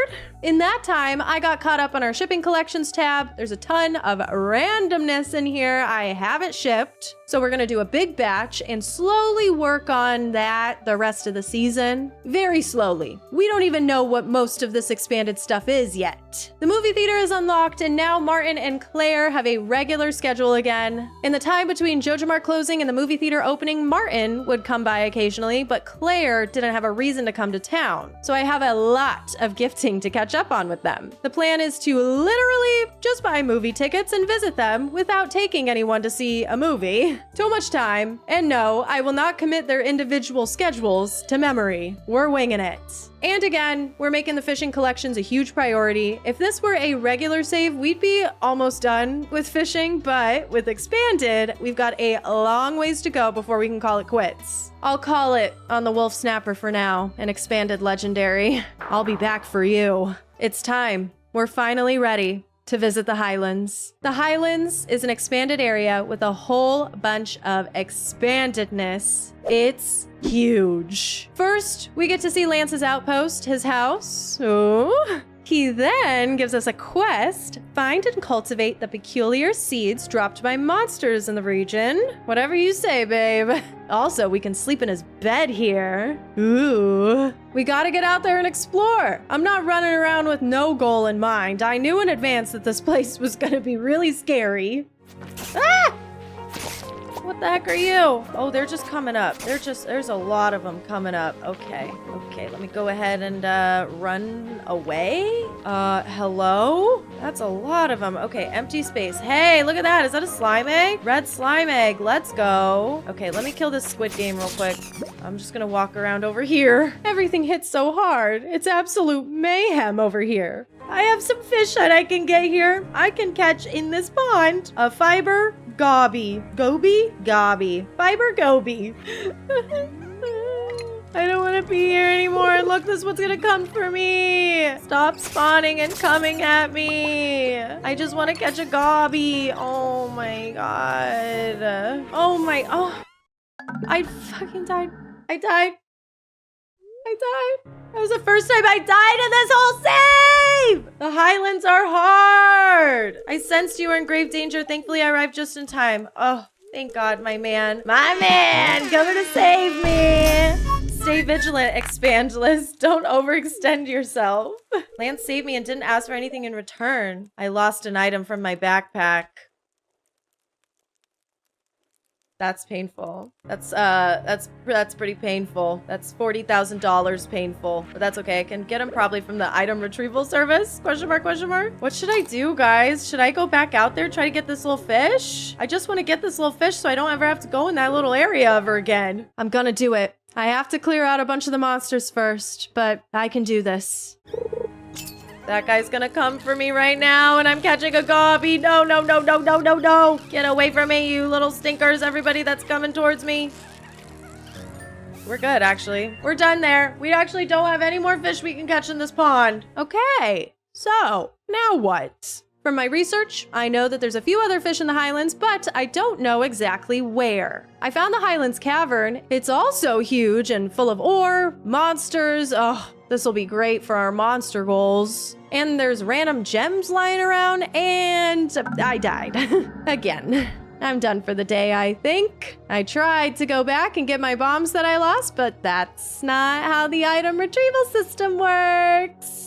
That's just our first trip, though. Not bad. The loot was great. Got some new museum stuff and a ton of new expanded items for shipping. We gathered 2 of the 4 monster crop seeds needed for Lance's quest. I'm gonna need a few days before I head back out there. We need to get this special order done, out of the way. I've been slowly, very slowly building up the ancient fruit. It's taken forever, but wines are looking great now. So great, in fact, that not only will I start on keg shed number 2, but I will also start finally aging wines in the cellar. I don't love aging wines. Not sure if I really think it's worth all the time and effort, but I'm doing it anyways, so must have felt right in the moment. Back on the last day of summer, we had achieved level 10 combat, our last level 10 skill. I completely forgot about the mastery cave, so I didn't go check on it until it was the 9th of fall. We're taking combat mastery first because I want trinkets. We are going to need all the combat help we can get with some of these new expanded areas. We're all prepped for another Highlands trip. I'm beelining it straight to the cavern. Oh God. Oh yeah, I forgot that I couldn't remember where the cavern was. Okay. We're in. Now my only goal is to just survive. I don't want to make any mistakes this time. I'd like to pillage this cavern for all it's got. Slay a few monsters, and explore. It's a little hard when there's a bazillion monsters, and some that'll turn the lights off. Great. There's a little pathway here that I followed, and it led to a new area with a dwarf. In jail. Dwarf jail. We need to save him. There's a terrible monster on the peak of this mountain. It has the key to my prison along with many treasures it swallowed. You would need to defeat it? Stardew Valley boss battle? Wait, for real? But it's dark already, so I spent the night in Lance's bed. The scandal. And yeah, I guess I'm gonna head up the mountain and find this boss. I found another little pathway and decided to take that. You know, it looks mountainous to me. I fished up the Highlands bass and started battling my way up to the mountain. There's a lot of monsters. An insane amount of obstructions that need to be cleared, my lord. But luckily, tons of food and forageables on the way up. After a few hours, I made it all the way to the top. Well, almost to the top. I fucking died. Talk about anticlimactic. I wasn't even looking. Honestly, I was like, dude, I'm chilling. I don't care. Diva down. Right at the boss's doorstep is crazy too, because it's like, just get good. You know what I mean? Like, it's not that hard. Round 2, everybody. Wow, this is a cakewalk. It's almost like all the monsters and logs and rocks have been cleared already. When I got to the top, I was kind of confused as to what was happening. I'm not gonna lie. There's like some skeleton stuff on the ground and a bunch of Squid Game monsters and this gray dinosaur. Honestly, as I was fighting this thing, I wondered the whole time if this was the boss or not. There wasn't any music change or cutscene or anything. It looked just like the existing dinosaur in the game, but gray and with a shitload of health. I was a little underwhelmed. Do you have like the longest health bar in the whole world?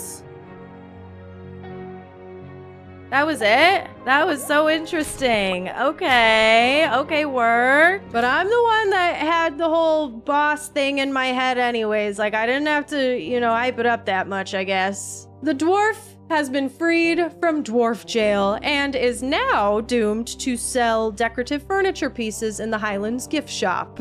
Forever. Super worth doing all that. There's a fish in these here caverns, but it's such a pain in the ass to fish here. I have this trinket that helps, but I had to come back later. I ran out of time. I found a little ledge where I could fish semi-peacefully and got the gemfish. Score. The last fish in the Highlands is in the Diamond Cavern, hidden away on the mountain. We love a good diamond haul, and boom, we're done here. We've got another expanded special order. Marlin needs someone adept at crafting and that won't ask questions.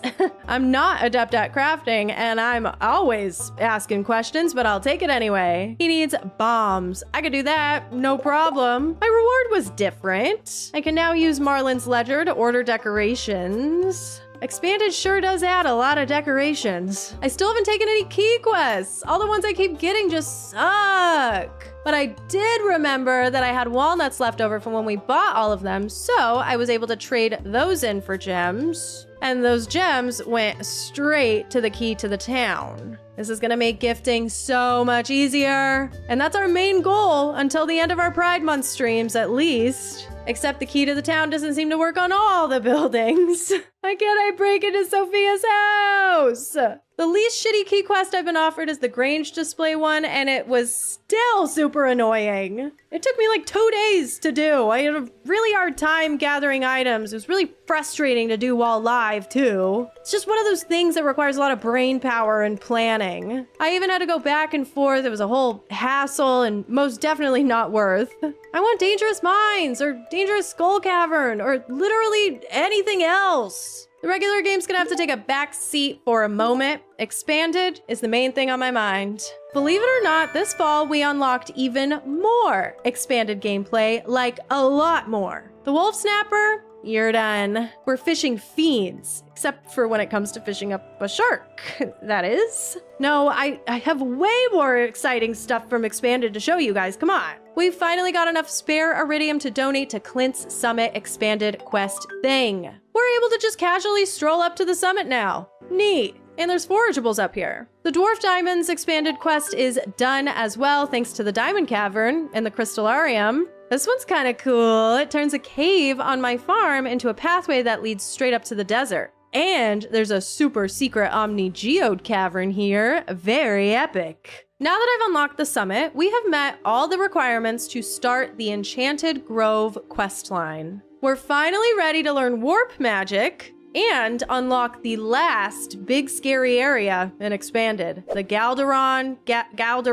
continent, aka where the big scary desert red stuff is. The witch teaches us how to use teleportation runes so we can make our own little portals in a place called the Nexus. It's an enchanted forest where we can unlock warps to the Witch's Tower, the Adventurers Guild, my own farm, the abandoned vineyard so we can gift apples easier, the shops in the Junimo Woods, the Junimo Springs, and finally, the Galderan continent. I'm scared. Love the UI here though. Cute. We'll go later in the season. I'm ready to get back into the romance. Sophia's up first. We helped her clean out her parents' bedroom and she sent us a blue moon wine in the mail the next day as a thank you. I gave it to Lance. Sorry. She's going around town being all chipper now. She's just a ray of sunshine. This is actually Sophia's 8 heart event. So now that we've seen this, Scarlet becomes a giftable NPC. I really think this happens way too late. We met Scarlet all the way back in Sophia's 2 heart event. And the 8 heart event doesn't even have her in it. So I don't know why she's so locked down. It makes no sense to me. All of those wasted movie tickets are paying off. Claire's finally starting to have some cutscenes. She's short on cash to pay for her salad, and I'm a stupid fucking rich, so of course I offer to help. But this was kind of a nothing burger. Gunther's too. It's all history and museum-y talk. He's not a marriage candidate anyways, which I think that's a crime. So whatevs. On the 20th of fall, I got a letter in the mail from Rasmodia telling us to meet in the forest at 2 p.m. sharp. Oh yeah, baby. We're finally ready for her 10 heart event. Ah, Expandalus, you arrived. There's something I want to show you. Her bozongas. Sorry, I'm being really inappropriate. Here, take my hand and I'll teleport you somewhere you haven't yet been. Oh my god! Okay, we're going. Whoa, it's pretty. It's pretty. It's pretty. Welcome to Grenville Falls, a forest of magical origin that lies far from civilization. One of the most beautiful places I've ever come across in my travels. Wow. That's real nice. Happy Pride! If you like what you see, you better be voting for the wizard because Lance is coming in hot, okay? He is coming in hot. It's true, of course, that magic should be used responsibly, but what we haven't talked about yet is the great joy that magic can bring. A spell well cast, even a basic one, brings with it the knowledge that you're tugging at the very strings that make up the universe's warp and weft. She's so smart. Oh my god, she's such a brainiac. I think the thing is, the second we turned her into a beautiful woman, I liked her a lot more. Uh-huh, I did. I don't do this often, but you've brought a great deal of unexpected joy into my life, so I wanted to bring some to yours as well. Whoa, she's taking me out to dinner? How freaking sweet is this? I love this 10 heart event. She conjured up a buffet for me. Like, we have the mermaid pendant now, but Lance still has a chance to catch up in hearts and in the pole. Here, hold this. His rod? Sorry. His hairline is receding. No, he just has a cool hairline because he's different. Use that to follow me up that cliff. Just focus on where you want to go and grip the relic tightly. These relics come in all sorts of shapes and sizes. Okay, let's be fucking so for real. Flashshifter knew what they were doing with this one. For example, this blade I have achieves the same goal that staff does. I want to go to there with him. Now this is a view. Me? Cute. We're having a moment with Lance. My go. And then we talk about Camilla and Castle Village. I don't know what that is, but hey, another heart event down. I think it's time for me to face my fears. I'm ready to go for my first run in the Crimson Badlands. All the NPCs in this area are just randos, unfortunately. There's some cuties in here I'd love to romance, but can't befriend them. Big sigh. Apparently there's going to be another mod coming with all of this like castle village stuff. So yeah, keep your eyes peeled. I really don't have a plan going into this. I don't know what the goal is exactly. I do know that there's a fish in this region that I'm gonna need, but I really have no idea how I'm supposed to do that. There's just way too many monsters, really big scary ones. I died right before I reached a cave, so we gotta go back. Someone suggested I eat a dewdrop berry, the ones that I found in the Enchanted Grove. And these things are OP for sure. My strat was to just run. Don't even try to fight anything. Just drink the life elixirs and run. Fuck. Same spot. Round 3. What is that? What is that? What is that? What is that? We did it! We made it to the cave! There's a ton of treasure in here. Galaxy slingshot. Oh, brother. Not bad. There's still a few things to discover here, like this giant meteorite prismatic shard iridium farming area. What? I made out like a bandit. I'm happy. I'm going home. Really, I'm going home. I don't know if there was a... Get up there. In any of those little places. Oh my God. Please, like, I'm trying to leave your house. I'm trying to leave your home. Are you serious? That was the luckiest thing ever to happen to me, ever. 2 HP is insane. Ooh, leave me alone, leave me alone. I'm never walking through those little holes again, those little pimples in the ground. Goodbye. Oh, that was insane. Very fun. Got a bunch of free stuff out of that. I am going home. I got yet another big expanded fetch quest, this time to unlock the bridge on the west side of my farm. Okay then, we'll think about it. I'm like hardly ever on my farm anyways, why would I care? And that's it, folks. We're done with fall. That was quite the season. It was super loaded with expanded stuff, and I'm grateful that we finally started getting to more of it. The really insane little combat sections are so fun, even though they're super scary. We're doing great so far. This is the final Pride Month Expanded stream. We've raised over $25,000 for the Trevor Project over the course of these streams and $35,000 altogether as a team. Mission fucking accomplished, man. We eventually do come and revisit this save, but today's stream and winter of year 2 is all about honoring the marriage poll. Donators have been contributing to the poll for a few weeks now, voting with their real life doll hairs for who we eventually marry from Expanded. Rasmodia has been in the lead for a while, but every so often, Lance will creep on up.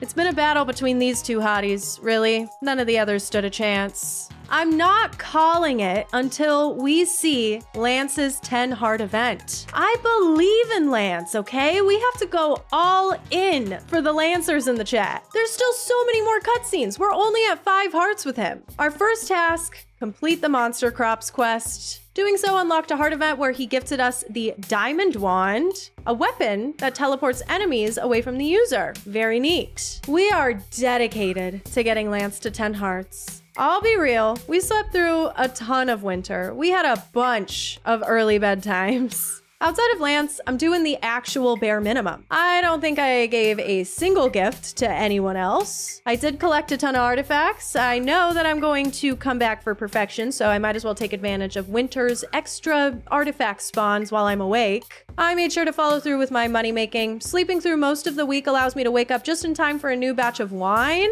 We're gonna have to make a lot of money next year, so we're absolutely taking the time to get ready for that. The greenhouse is halfway full of ancient fruit. Even though ancient fruit wine is worth less than starfruit wine, I won't have to buy and replant seeds. I'd like to get the greenhouse full of ancient fruit and eventually move it all over to Ginger Island so I can free up the greenhouse for other stuff.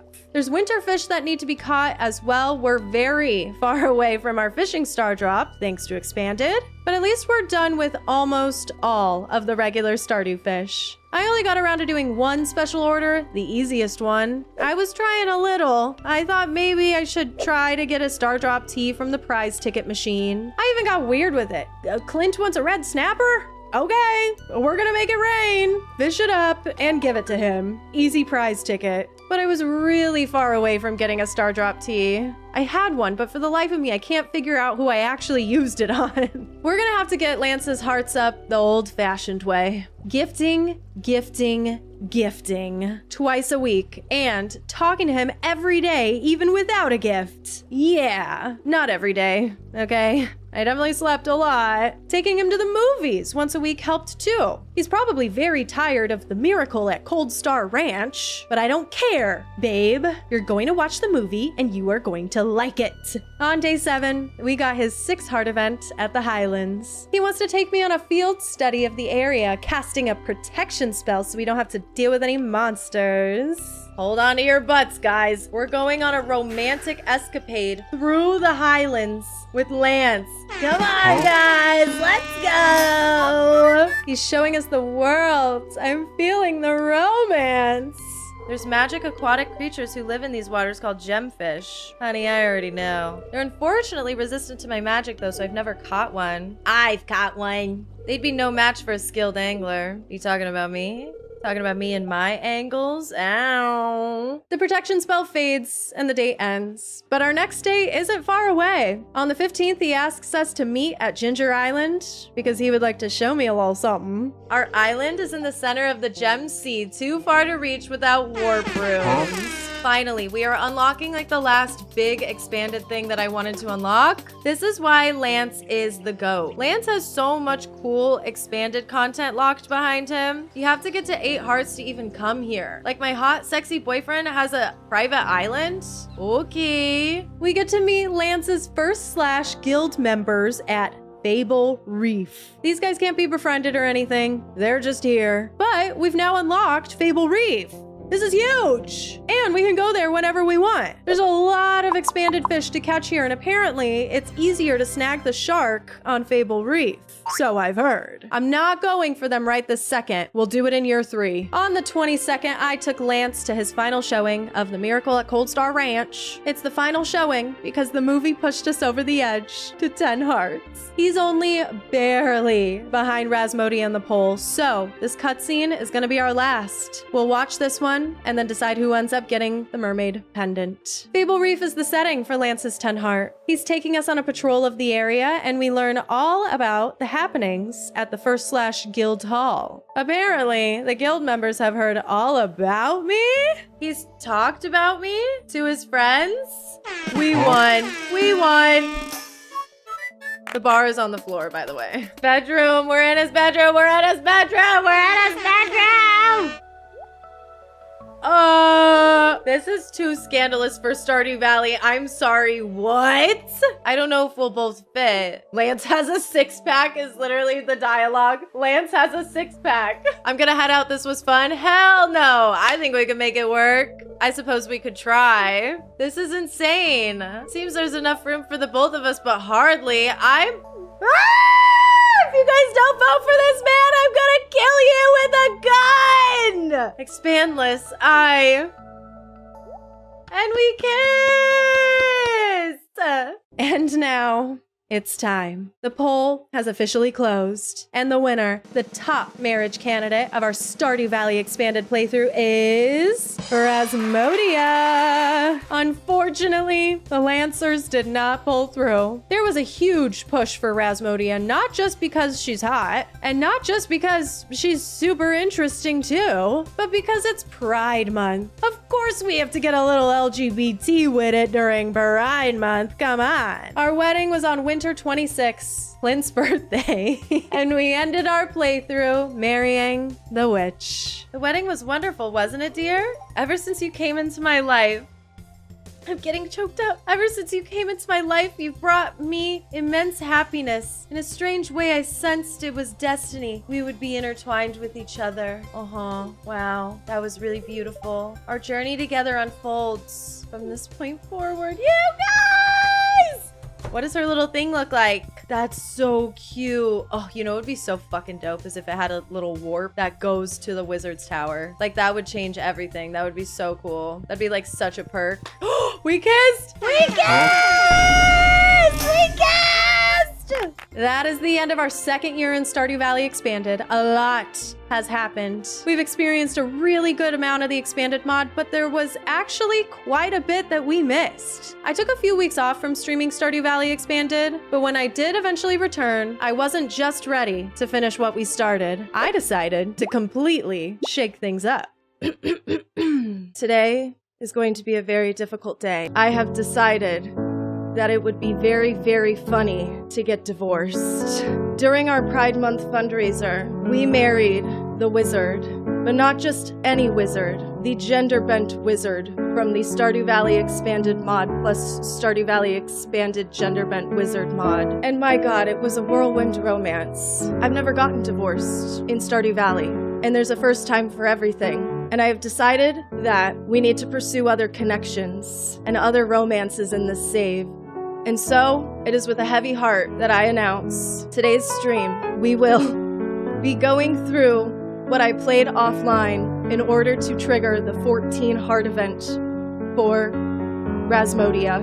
And then we will go through that 14 heart event together and then go and file for divorce. And so I hope that you will join me on this incredible journey. Do you guys like the dramatics? I played about 2 weeks into spring of year 3 off stream so that when I went live, we would be, boom, ready to go into that 14 harder. I didn't intend for so much to happen while I played basically a whole stream's worth of the game, but I got Grandpa's evaluation, 4 candles, baby. Built some Junimo huts, raccoons, ancient fruit, aged wine, got farming mastery, cooking recipes, oh my god. Truthfully, I was mostly just decorating the farm to pass the time between gifting my beautiful wife every morning, enjoying what little time I would have with her, and then to make this whole thing feel even worse, I got the baby question. Oh god, as if I didn't feel horrible enough to do this to you guys. Now there's a kid involved? No, we didn't actually ever have the baby. I got the 14 heart event prompt before the 2-week adoption period. And it's probably best to back out now, you know, before things get out of hand. So now we're headed on over to Ginger Island to meet the witch for our very last date. When you presented me with that mermaid's amulet, I was touched. And to be honest, I was a little envious too that you beat me to it. I've spent quite a while devising a plan to present to you with something equally special, Expandless. A token, you see, of how much you've come to mean to me. This is horrible. My heart is breaking. We have to take a little trip together in order to fetch the token that I've selected for you. But the journey is part of the gift too. Oh my god, okay. Okay. I'm in a bubble. I'm the bubble boy. Now, are you ready? Then off we go. Wait, this is so magical, mystical. Oh my god, this is so cool. And then we have the most beautiful and elaborate heart event I've ever seen in my life. We went deep underwater with Rasmodia, listened to a beautiful mermaid song, and she gave me a mermaid bracelet. Wait, am I getting a really cool item too from this event? This is fucking crazy. I'm glad you enjoyed it, Expandless. To be honest, the greatest gift you've given me wasn't the amulet. You've been an inspiration, helping me find joy and using my magic in a way I thought I'd lost. A piece of jewelry is the least I can do to express my appreciation for you. I really can't imagine anyone I'd rather spend my life with.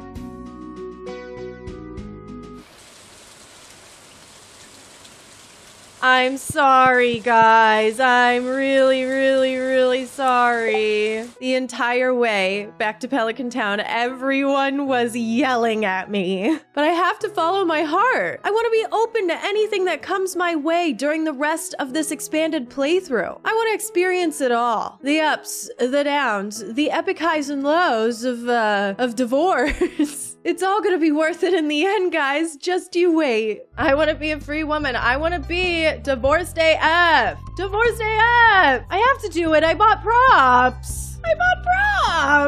You guys have to trust me. You have to believe me that even though the wizard was honestly, those were some of the best heart events I think I've ever seen in Stardew Valley at all. And they're modded and fan made. There's gotta be more out there. There's gotta be more out there. And I gotta open my heart up and I gotta explore. And no, we are not going to marry Lance. I wouldn't do that to you guys. He lost fair and square, but the deed is done. We didn't go back on our word. We're now officially single. Not like we took advantage of that, though. I didn't trigger a single other heart event the rest of the season. I wasn't out there gifting until the very end when I did a few big batches, mostly focusing on the characters that really need it. We're aiming for full hearts with everyone. Leo's still not even moved to the valley. Some are sitting at 0 hearts. Chop chop, pick up the pace. While I played offline, I got a cutscene with my ex-wife concerning another new resident in the valley, Morgan. Rasmodia is taking on an apprentice, a young mage child who is supposed to live in the tower. I'm fairly confident that this is bugged for me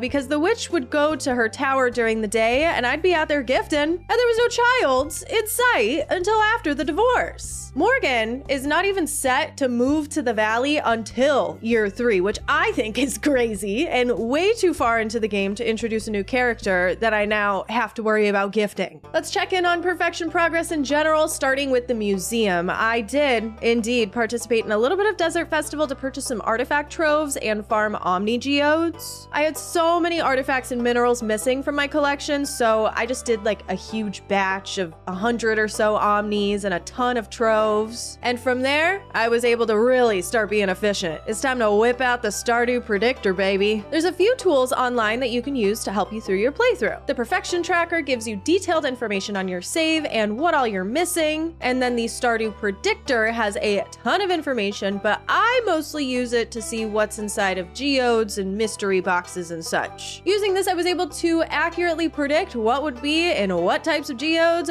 Boom, we've got all the minerals. Now, this trilobite. My last artifact is always a fossil. I'm hunting though. Fishing! Oh my goodness, we were able to get so many expanded fish now that we have unlocked Fable Reef. Finally, I bested the shark. Thank the Lord. This is not the end of my shark woes, though. I have another challenge ahead of me. This fucking arrowhead shark. It's somehow even harder to catch. I spent days out here trying to get this one fish until I finally got smart and started canceling all casts that weren't the arrowhead shark. Shout out to whoever suggested I use the sonar bobber. It's really a time saver when you're looking for something specific.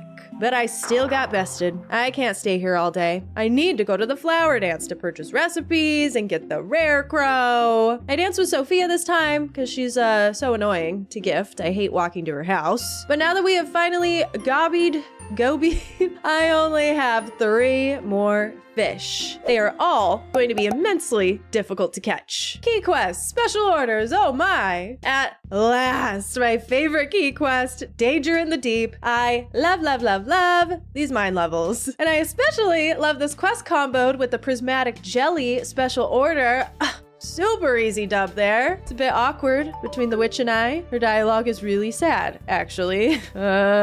Moving on. The dangerous mines have been conquered. It took me about 3 nights. I'm not above using staircases to knock this out, okay? We are done being elite gamers. Next up, I chose Biome Balance for river fishing and Key Cuisine. If I were smart, I would have chosen the Extended Family Quest. Anyways, Key Cuisine takes like 5 minutes to do. If you make a bazillion breads, it doesn't really cost that much either, so. And at the end of the day, who cares? I hate Biome Balance and I forgot about it for way too long. I've saved enough money and gathered enough supplies to build 3 of the 4 obelisks on my farm. I just need dragon teeth for the island obelisk. Dragon teeth are definitely the worst grind in the game. I went out for so many runs and only gathered a few each time. You can put a stingray in the fish pond and sometimes it'll spit out dragon teeth, but I didn't remember to do that until next season. At least I got my book and the last journal scrap that I needed to get my very first ostrich egg. That's wonderful! Except I don't have the ostrich incubator. Remember when I purchased the rest of the golden walnuts on Ginger Island? Yeah, that was sick, but what's not sick is that in order to get the ostrich incubator, you still need to donate all the fossils to the research tent to get that crafting recipe.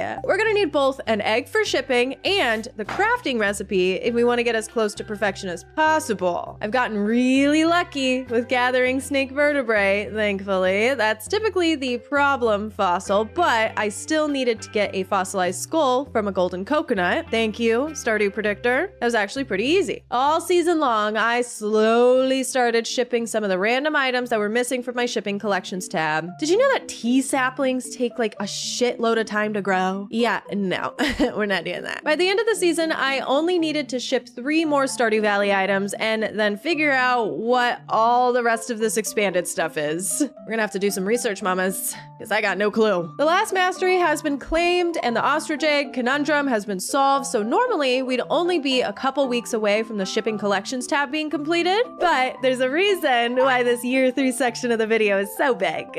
I also found the trilobite in my storage. What the fuck?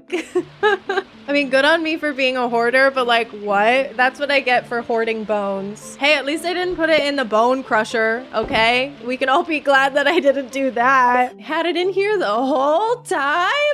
I hate myself. But the last night, you'll be proud of me, I also knocked out biome balance. Such a good little Stardewer. Let's keep grinding out perfection. We're kinda, sorta close. The summer of not just one star drop, our delicious, yummy, glorious museum star drop, but 2 star drops. The very last ones. Buckle up. It all started with a key quest, 4 precious stones. I needed to collect and deliver 4 prismatic shards before the end of the month. Normally I don't take this one, because it's kind of luck of the draw. But since we're playing Expanded, we have a whole new area where you can effectively farm prismatic shards. I like the Crimson Badlands. It's very hard, but there's a lot of interesting stuff going on here. Not only was I able to get all of my prismatic shards in just 2 trips to this glorious meteorite haven. Yes, I did die once in there, but I completed the precious stone quest and bought up another crafting recipe, and I was able to fish up both of the fish I needed from this region. It took 3 different trips and lots of deaths.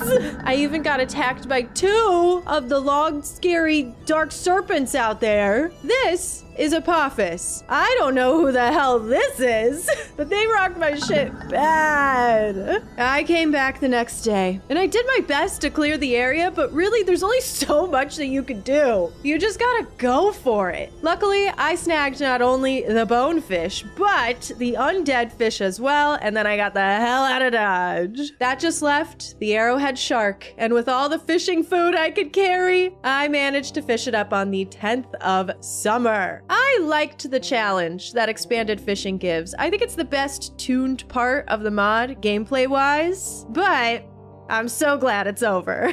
That first week, I also took Robin's resource rush for 1,000 pieces of stone. This one was done with a combination of volcano and skull cavern runs. I'm still slowly but surely grinding out dragon teeth and farming cinder shards for tool upgrades. I'd really like to get the tool upgrades that let you till in water a 5x5 square, please. But we can't always get what we want, can we, folks? We're definitely prioritizing special orders and key quests now. There's still quite a few crafting recipes I'm gonna need. Homemade fertilizer is Susan's special order from Expanded. God, she's obsessed with fertilizer, isn't she? Doing this one unlocked an expanded thing I didn't really know how to unlock. Expanded mastery perks in the special items and powers tab. Some of these perks are pretty useful, but can be annoying to unlock or even know how to unlock without looking them up. I only got around to 2 of them, Susan's Brewing and Crafting Mastery. In general, I wanted to make more progress on 100% crafting, so we did quite a few crafting hauls throughout the season. There's a lot of random recipe requirements in this game, so I spent some time preparing for those. Luckily, Expanded doesn't add a ton of crafting recipes at all, so this is all pretty standard. We still need to unlock the deluxe scarecrow, and my last rare crow that I needed to unlock that recipe is in the casino. I spent an ungodly amount of time at this blackjack table.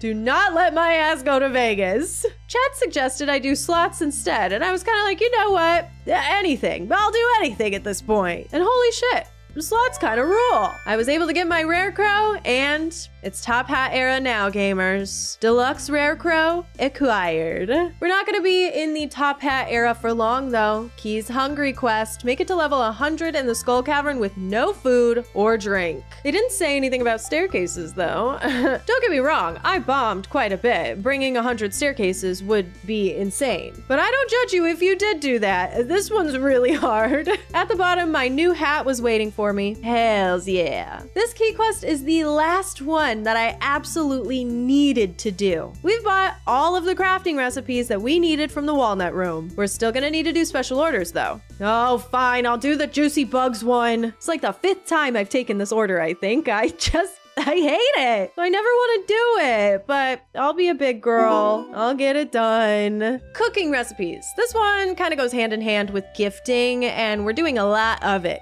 Once I had cooked everything that I could, it was easier to see what all I was missing ingredient-wise and start planning for that, and what all is gonna be the biggest headache.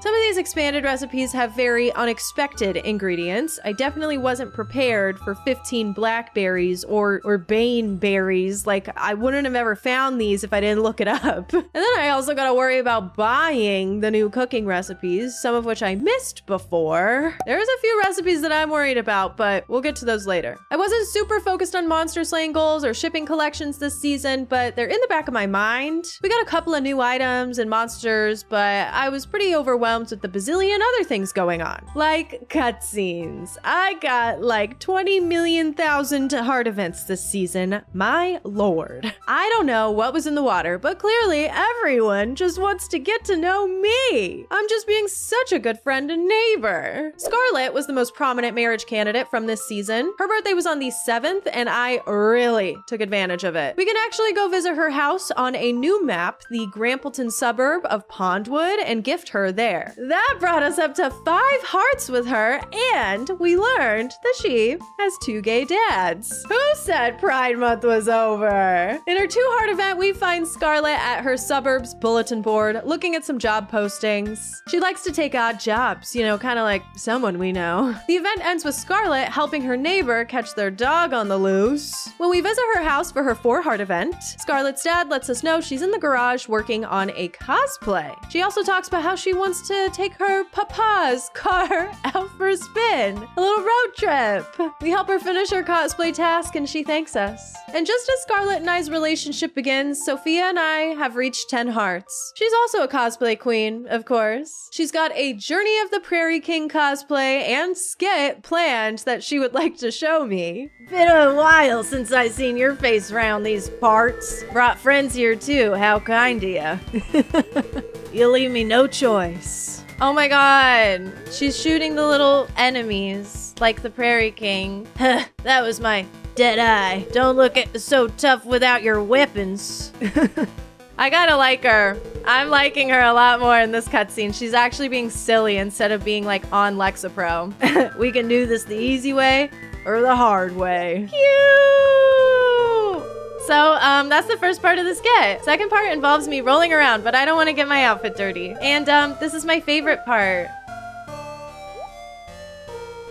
Hee, you're so silly. Girl, no, you're the silly one. Prancing around and dancing, doing your little skit. God, that was adorable. I'm not ready to propose or anything, but I liked that heart event. Claire's up next. I'll be honest, she's not that interesting to me. She wants to be an actress. Girl, shoot for the moon. It's just so late in the playthrough that I don't really care anymore. Okay, if I'm being honest, there's just too many characters now. I simply can't care about them all. And also, we already have a redhead epidemic in this game. Do we really need another one? I'm a redhead, kinda, okay? I'm just saying. Anyways, Claire, if you want to be an actress, you should probably work on being more expressive. That's all. Martin, too. I'm just now seeing his cutscenes and I can't be asked to care. He reveals that he's adopted and he's never felt like he truly belonged in his family. See, that's very sad, and I do care about that a little bit. The point is, I think I'd rather Expanded have focused more on expanding characters that are already in the game and maybe just not added so many new ones. A few characters just feel like bloat to me. Not the henchman though. Never the henchman. He's my favorite Expanded NPC. Yes, even more than Lance. I love him even though he makes me eat disgusting void mayo Sammys. Okay, for instance, I really enjoy the expansion of Gunther's character. His heart events are super fun. Marlon won't let him go down in the mines to excavate without being escorted by an adventurer. That's me. Oh my goodness. Of course I'll go with you, Gunther. So we take Gunther down into the mines. We find a bunch of artifacts. I even get to protect him from a little baby slime. I barely even had to do anything and he sent me $20,000 in the mail. Maybe I just like Gunther because he keeps sending me money. His heart events so far haven't added too much to his character, but they give him something to do besides stand behind the counter all day. Krobus gets a little expanded action too. He's making Junimo friends. I love that for him. And he's all excited about it too. It took me forever, but Leo has finally moved to the valley. I always underestimate how much effort it is to do this.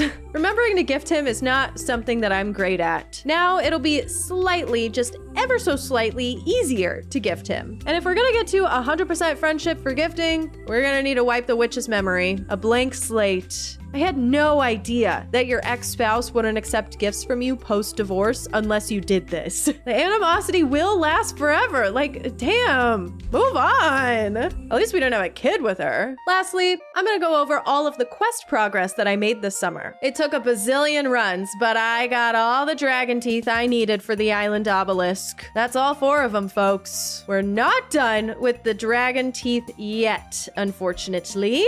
We're gonna need even more for crafting, so let's hope the stingray in the fish pond helps us out. Now that I'm done with adding kegs to my second keg shed, I'm feeling good about donating copper and iron bars to the farm minecarts quest, but these are just all right. I thought they would connect to the other minecarts in town, but no, they just go to each other. I have to actively remember to use them at this point, so whatever. We're also getting prepped up to knock out Grandpa's shed and the strange bridge quests that are on my farm too, but I need a lot of hardwood and weird things to make them both happen. In general, we're gonna be here for quite a while before we amass enough wealth to get 100% perfection. I'll go ahead and start on a 3rd keg shed, and yeah, I built the premium barn. Not because I love having animals or anything, that's for sure, but I learned that there's actually a lot of shipping items I'm gonna need from animals I can get in these expanded barns and coops. Who knows? Maybe animals will end up being more profitable. I'm in the very spend money to make money mindset. Like, I want more kegs? Okay, opportunity cost. Let's buy the wood so I don't have to waste a day chopping tree. I'm not just doing this because I'm too lazy to chop trees or anything. Okay, it's because I'm too lazy to chop trees. Now, I don't need to do this, but I know that we have a big combat-oriented expanded quest coming up. So I spent the last 2 days of summer trying to get galaxy souls to upgrade my weapon fully at the forge. Keyword, trying. I haven't naturally come across any galaxy souls in this playthrough, so my options are to either key quest, not an option right now, or hunt for radioactive ore. And I got enough to buy 2 galaxy souls from the trader on the last day, but not all 3. Rip.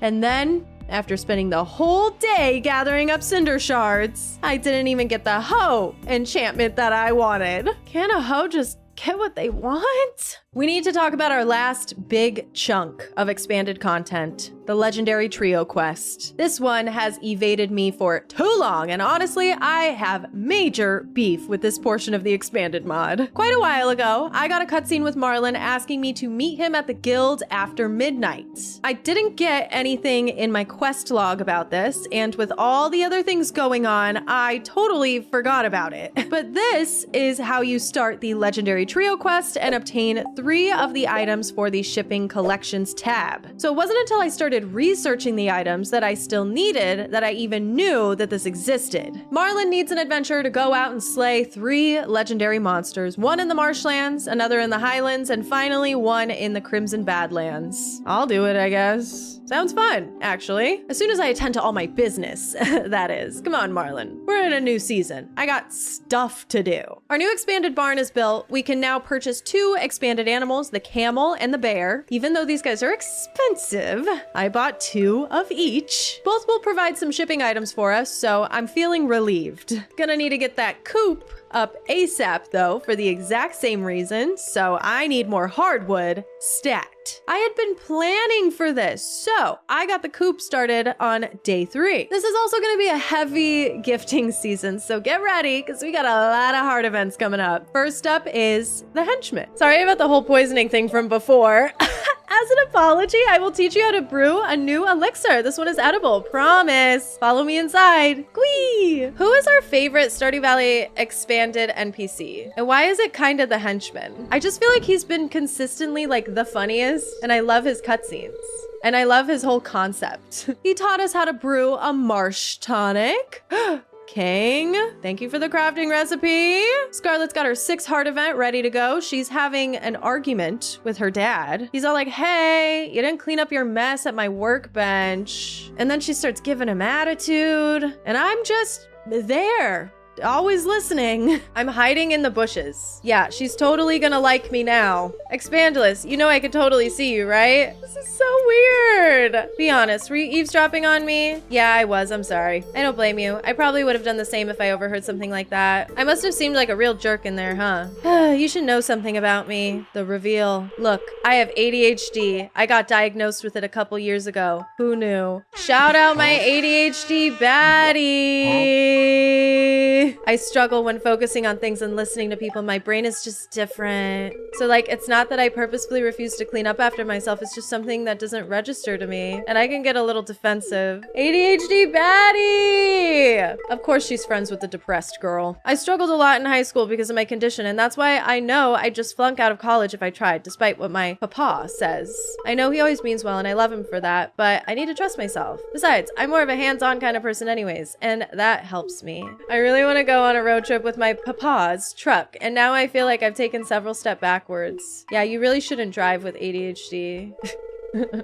I'm sorry, I'm making fun of her. Guys, I take Adderall. I can make fun of her. I'm excited to keep getting to know Scarlet. I just wish that she had more of a presence earlier on in the game. Anyways, we've got business to attend to, and it's not stomping grapes. I'd like to get my farm chores done so that I could step away and go do that quest. My new animals started producing immediately. They come fully grown. The bear gives us special honey that can't really be processed further, so you just sell it for tons of gold. And then the camel gives us camel wool, which is a shipping item, but you also have to put it in the yarn spooler for camel yarn, another shipping item. I'm not ready to totally go in on animal money or anything, but they're starting to be a little bit more worth my while. One last thing before we go off bossing, okay? I know I'm just such a busy gal. Aquatic overpopulation, super easy. With a rain totem and a bait maker in hand, I knocked it out in one day/night because the albacore has weird fishing times. And I was able to fish up a few eels for missing cooking recipes. Slowly but surely, we're checking things off the list. Now, it's time to get out there and slay, mamas. I'm trying out some of the new elixir stuff too. These are actually pretty cool. I'm a fan. I'm geared up. First stop, gonna be the Highlands. Oh my,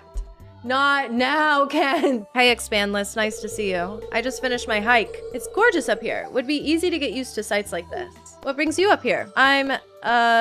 I got guild business to do. Guild business? I've spoken to Marlon a few times, not enough to pin anything down though. He's a man of few words. Kent is yearning for murder. He wants to get involved in the Adventurers Guild so he can murder something. Might not be humans anymore in the war. I feel like they should just give Kent a gun and let him go crazy on the mines. Being back home just isn't the same for me. The person I was before my tour isn't coming back. I think what would really help is if I found something to focus on so my mind doesn't wander so much. A new hobby maybe. I've tried hiking and getting back into watching sports, but nothing's cutting it for me. Kent, you know what you should do? Hang out with your son, who every time I talk to him, bitches about how his dad doesn't want to fucking hang out with him. Kent, maybe instead of picking up hiking and sports, you should pay attention to your neglected child. Just a thought. Kent be a father challenge? Impossible.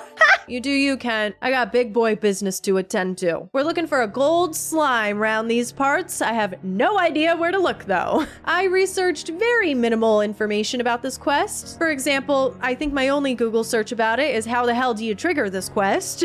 I found the gold slime over by the pond, and he is fast and has a ton of HP, but at the end of the day, he's no match for Liss the Lass. Instead of going straight to the other two, I hung out around the Highlands for the rest of the day hunting for monster seeds. I'm gonna need a lot of monster fruit for the bridge quest coming up, so why not take advantage of the fact that I'm already here? And then plant these monster fruit seeds with hyper speed grow from the Junimos because they take forever to grow. Good farmer. I'm sorry, I'm not a very good adventurer. The next day, I ended up doing a huge gifting haul. It was Morgan's birthday, and I'm not gonna pass up an opportunity to give out a star drop tea. So worth. Oh my god. Gifting days are light now. There's only a few people left on our roster. And we got 2 gooses. Geese, if you will. Looking back now, I really wish I bought more than 2. This is totally gonna bite me later. I'm also in trouble with oak resin. We're not producing nearly enough to fill up our last keg shed. At least we've harvested our mystic syrup, but I would really like to produce more than one.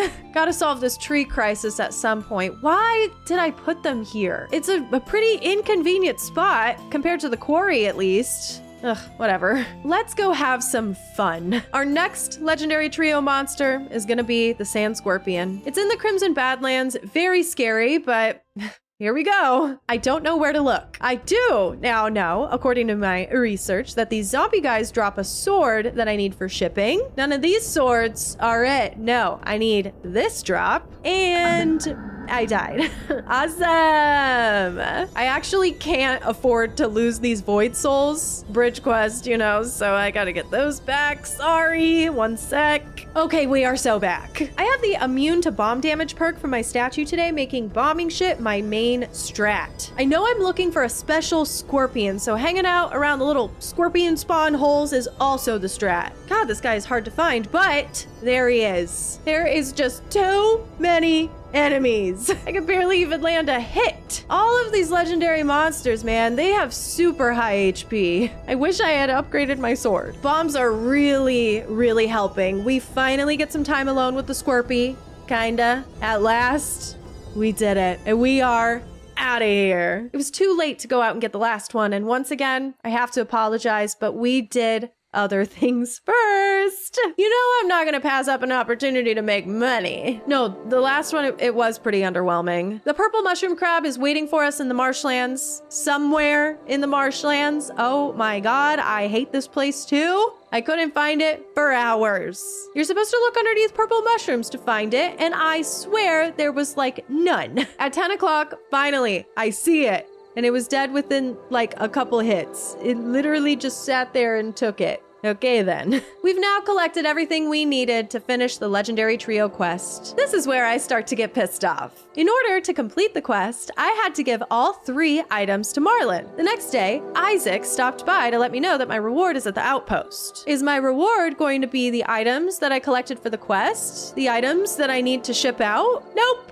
It's not. It's a cool sword and a shield. Okay. I'm not mad about those. But you might be asking, well, if you turned in the items, how do you get the shipping collections tab done? Expanded's answer to this is to go out and fight the legendary trio again. There's actually another quote-unquote boss with this same issue, Apophis, the big dark serpent in the Crimson Badlands. Using my fancy new weapon, which is pretty OP, gotta admit, I was able to slay Apophis and get the Void Shard, an item I needed for shipping. This was right after the legendary trio debacle, and I had a chatter tell me to go to the Adventurers Guild with the Void Shard for a special cutscene before I shipped it, and it got destroyed in the cutscene. So same thing. Gotta get another one of those too. I am so sorry. I hate to say it, but that is enough Expanded for me today. That pissed me off in ways that I can't even describe. And hey, Diana, it is not your fault. I don't want you to think it's your fault. I just disagree with how it works. I thought, oh, yippee, special new cutscene. How epic. Actually, not very epic. But at the end of the day, it's actually a-okay because I was able to finally make glazed yams. Glazed yams being my very last vanilla recipe, leaving me with 4 expanded recipes left to go. So shout out all the yams. And yeah, that really is all that matters. Not the Void Shard, not the magic lamp, not the golden slime egg, and definitely not that big purple mushroom. No, none of that matters. I'll be back, and I'm coming back with a vengeance, because what do you fucking mean? What do you mean those are part of the shipping tab? I came back with a vengeance, all right? I'm not gonna let this get in the way for perfection. No, ma'am. Let me explain myself, though, just a little. I don't think this is good replay value, even if there's a new weapon that hits harder that's involved now. It's not really changing the fact that you're forcing me to go back and do the exact same thing that I just did again. In my opinion, those items shouldn't be shipping requirements at all. They should be in the special items and powers tab, like other quest items in the game. Does it matter that much? No, because I was able to not only knock out every single one of the legendary trio in one day, but even after being knocked down by Apophis, I came right back and got that Void Shard too, all before 2 a.m. This problem was short-lived, but God, I hated that. We have plenty of other shipping items to worry about. At this point, we only have expanded stuff left. Here's everything that I'm missing. There's a few items here that I have, but I haven't shipped yet. The geese came to us as chicks, so we're waiting for them to grow up before we can do the regular goose egg and the goose mayonnaise. That day came on the 17th, and then we just had 3. The golden goose egg is an extremely rare item. Geese only have a 1% chance of producing it every day. Now I only have 2 geese. I really should have taken 1% way more seriously and purchased more geese, but I didn't want to spend money, and I in fact did not get a golden goose egg this season. The last 2 items I need are actually forageables. Each season, there's expanded forageables that can only be foraged on the summit. I've gotten all except 2. The Ferngill Primrose only appears in spring, and the Winter Star Rose in, you guessed it, winter. I'm annoyed at myself. I wish I would have started looking this stuff up sooner, because now we're for sure gonna have to go till spring, right?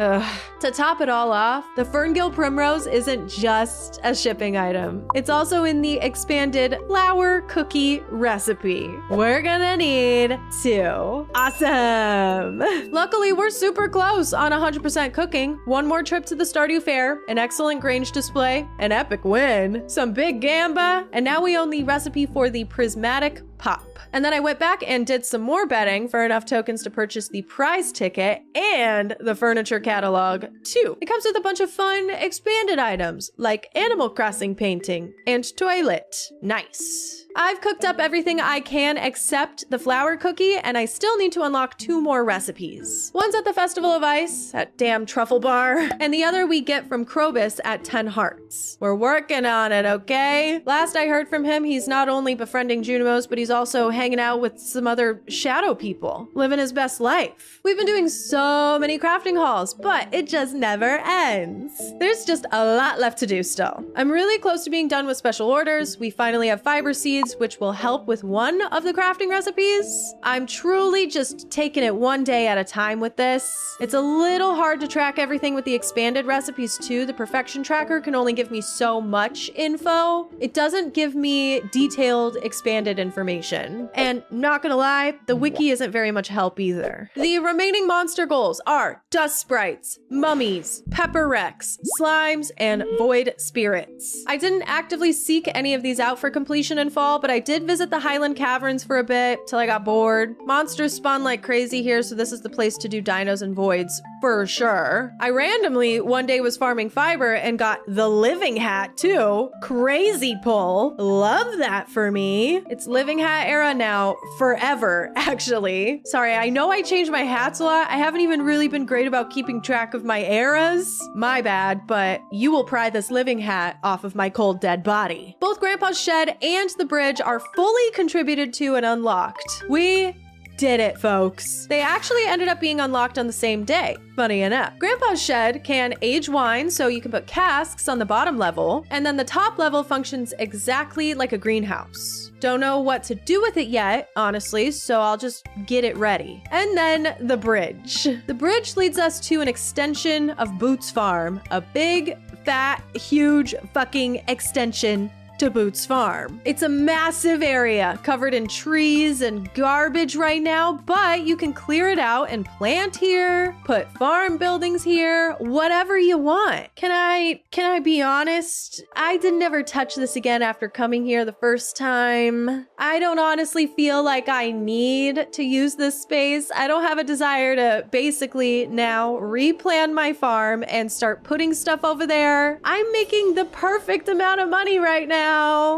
Like, maybe I'll revisit this concept in the future, but for now, I am kind of annoyed that there's just this big, huge space attached to my farm now, and it's in my minecart menu. Like, this is just too much work for this late in the game for me. It seems more suited to like a multiplayer situation. It's expanded, that's for sure. The raccoon family has finally stopped having children. Yippee! This got me thinking though. Maybe the raccoon family can help me out with some of these missing shipping items. They do indeed do that, and it's worked for me in the past. Curse you, spring onion. Oh my god, I did the wrong items. Hold please. Boom, baby, we got it. We got one of the 2 Ferngill primroses that I need. Maybe I should have waited until we had only the golden goose egg left. Hey, that's hindsight talking. Perhaps we're just gonna keep doing these. Yeah, curious substance, my love, my light. The completion of this special order marks the end of unlocking all of the vanilla crafting recipes. I'm not really sure what comes next, but I'll have to figure it out at some point. Lastly, our fall cutscenes. Evelyn's giving me more backstory on my grandpa. Martin's asking if Claire can take a nap at my house because she doesn't feel good just until the bus comes. Sure, that's nice of him to offer, but it's like my house. These guys are funny. Claire's being shy and thinking about taking an aerobics class. Okay. Morgan. Oh, Morgan. We had just about every Morgan cutscene this season because of the birthday and all. The kids are all playing hide and seek except Leo. What the fuck? Why didn't you guys invite Leo? We played with them, and afterwards, Jas asks if you 2 boys want to play again. And Morgan gets really upset. Morgan's like, I'm not a boy. And Jas is like, oh, sorry, I didn't know you were a girl. And they're like, I'm not a girl either. Oh my god, they're they, them. Okay, work. The other kids are on board, and they continue playing. The next cutscene, Morgan's showing the kids some magic, and they discover Leo's been watching them from the bushes the whole time. It's fine, though. Yeah, they're all chilling, I guess. I really like these kid cutscenes. You know, they're all just so cute and fun. But wait, there's more. Morgan tells us in the next heart event about how they miss their mom and dad. Yeah, I guess it would be tough being away from them to study magic. Yeah. Anyways, we do some magic and got even more cutscenes. I'm not kidding when I say we were bombarded with them this season. It was crazy. I'm always excited for a little henchman moment, though. He's lamenting about his firing. He wishes he could get his job back from the witch, and he's sorry that he blamed us for the whole thing. And then he calls us his friend.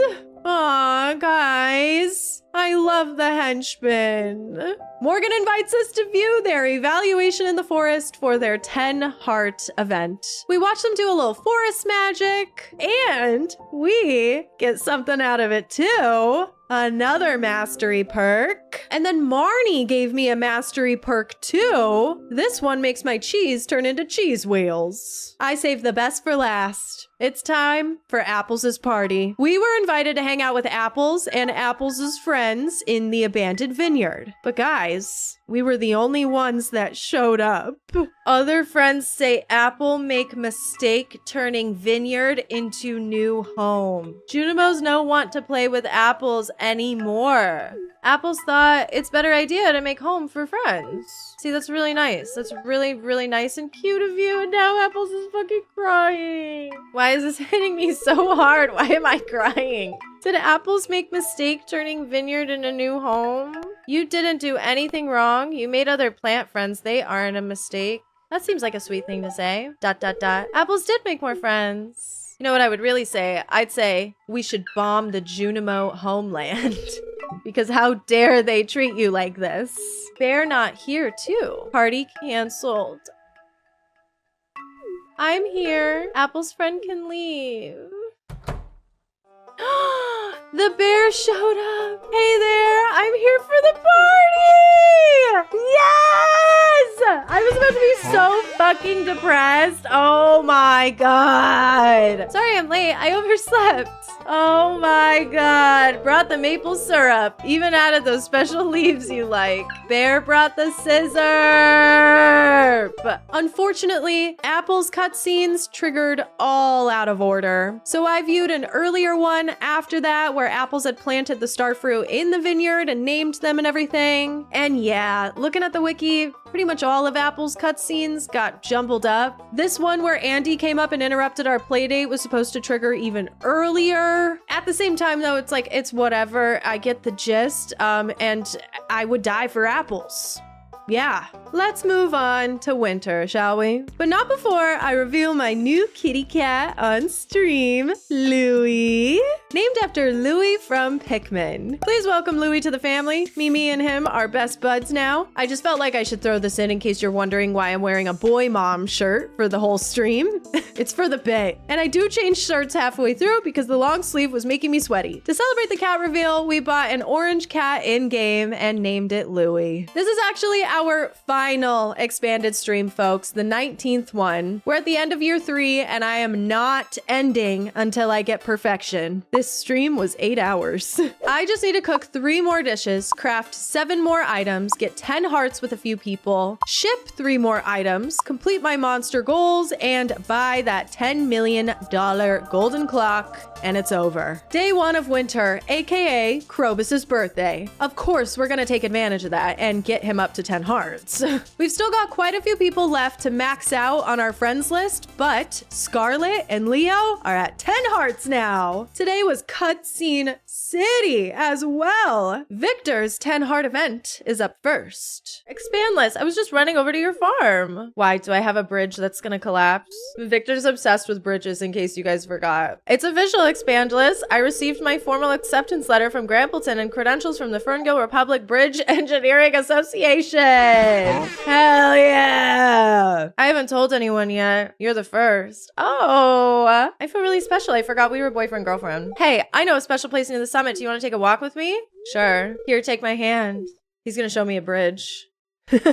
No, there was no bridge up at the summit. He expressed how much we mean to him, and we share a kiss. I almost regret trying to date him and his mom at the same time. Almost. Susan and I hung out and drank hot cocoa at her house, and she showed me stuff from her worldly travels. She's lovely. Alex and I ran into each other at the railroad track. We talked about the Joja rock slide a little bit. Jeez, buddy.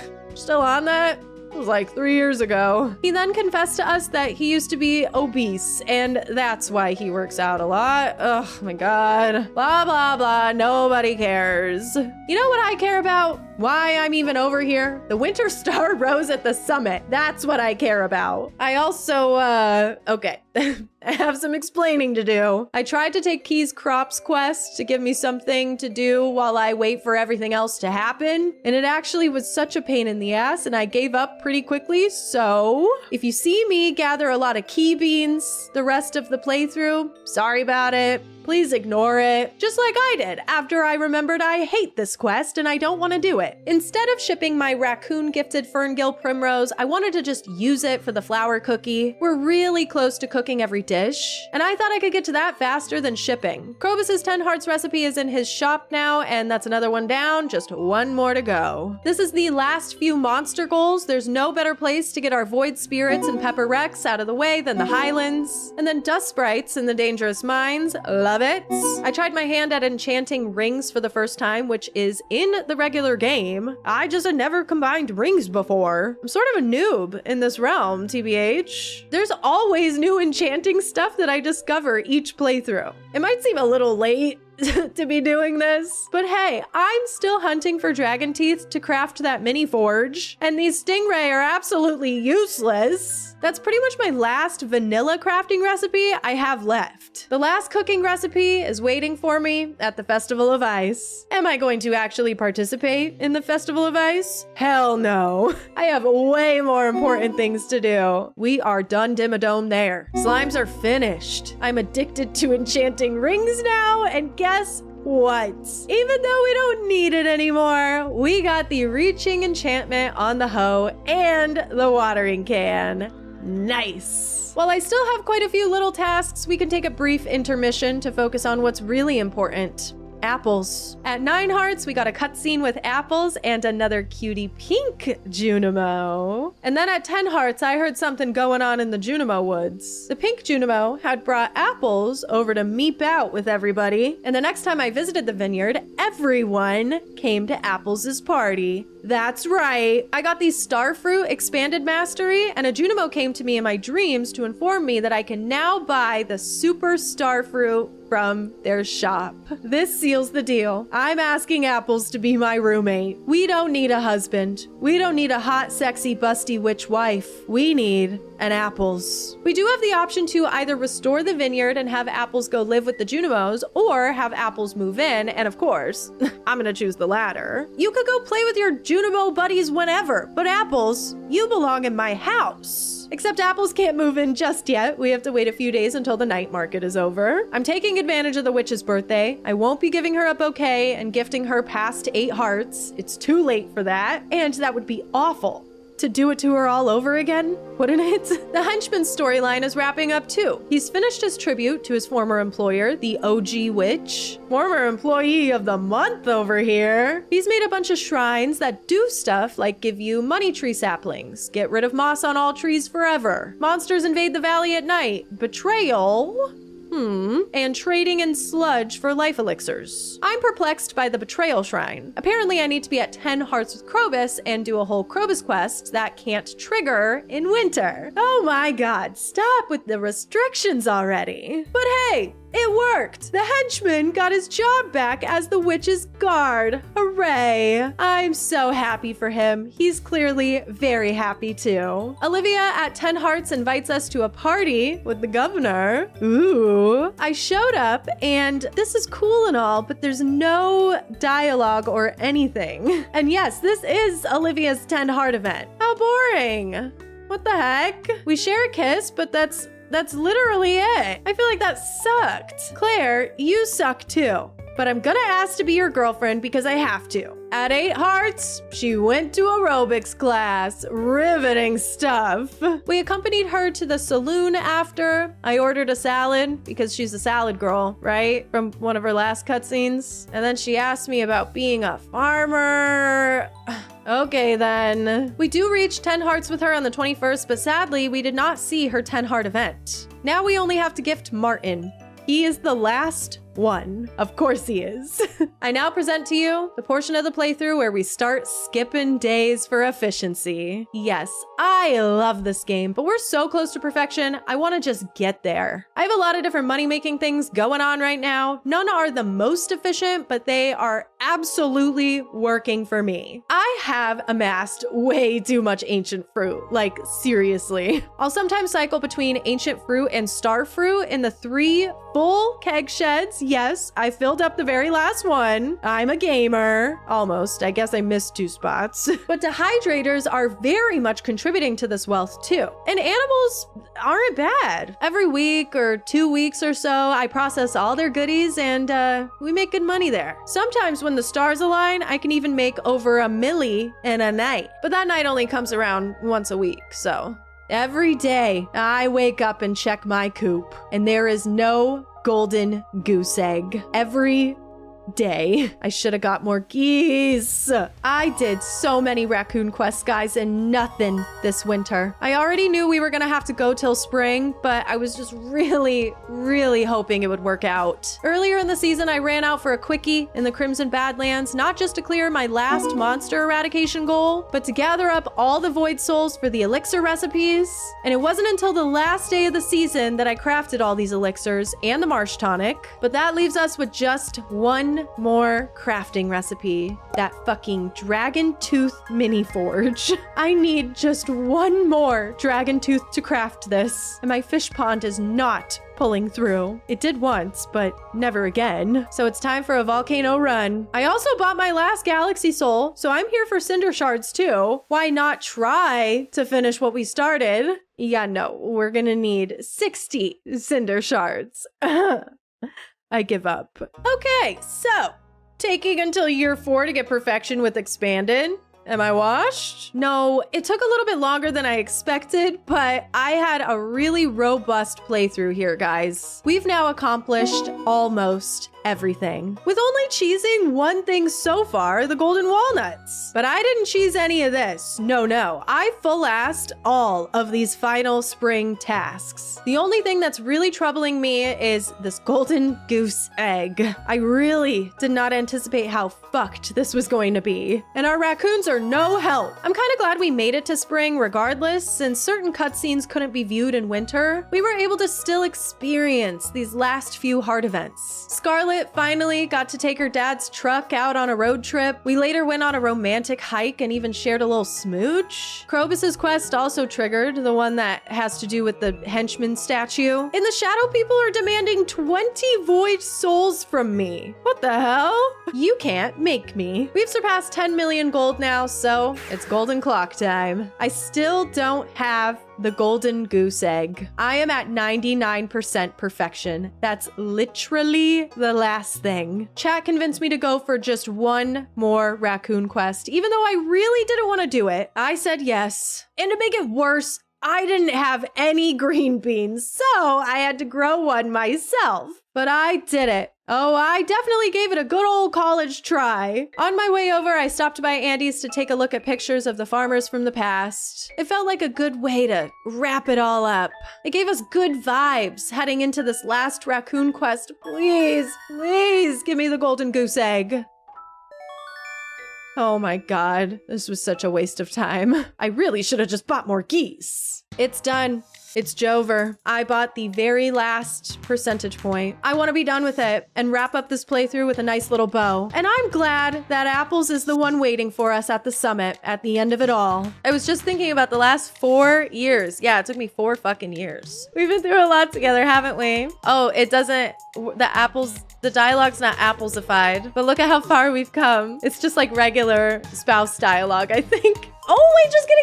Meep. Apples finished last starfruit. Good friend. Gib. I love it when Apples meeps out. Meep.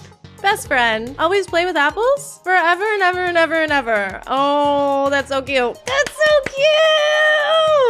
Yay! There's still plenty that we didn't get to. I missed some of the expanded content for sure, but I played my ass off. I didn't end up fully decorating the farm, nor did I ever go to the other side of the farm past the bridge ever again. But hey, there's more expanded stuff coming. 1.7 is coming. Who knows? Maybe this is the farm we play it with. What I'm saying is, we'll probably be back.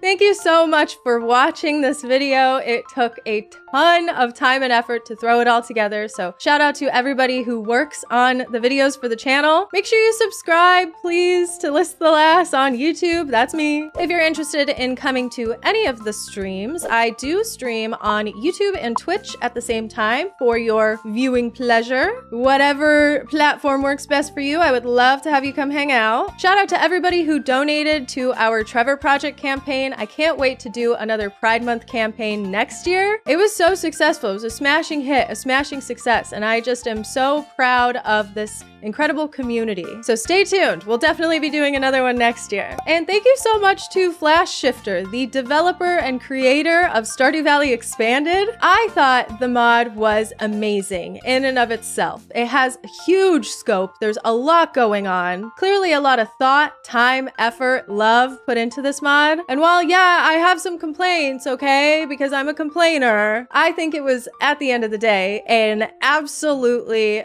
fun and hilarious play. I loved it. My favorite thing was being able to go through and play Stardew Valley again for like almost, it felt like the first time, because there was so much I didn't know, you know, kind of playing a whole new game, which is amazing. I could never create something so amazing. So a shout out to you, Flashshifter, for being awesome. It's very impressive, and it has me thinking, do I try any of the other big, huge Stardew Valley gameplay mods? I don't know. Let me know what you think, and please feel free to check out some of my previous videos on the channel. I know this one was a really long one. It was a doozy, okay? But we definitely have been making some really cool videos recently and trying new things out, so I would love to see you go and watch some of those other ones, give me some feedback. I hope you are having a great day and you continue to do so, and I will see you in the next one.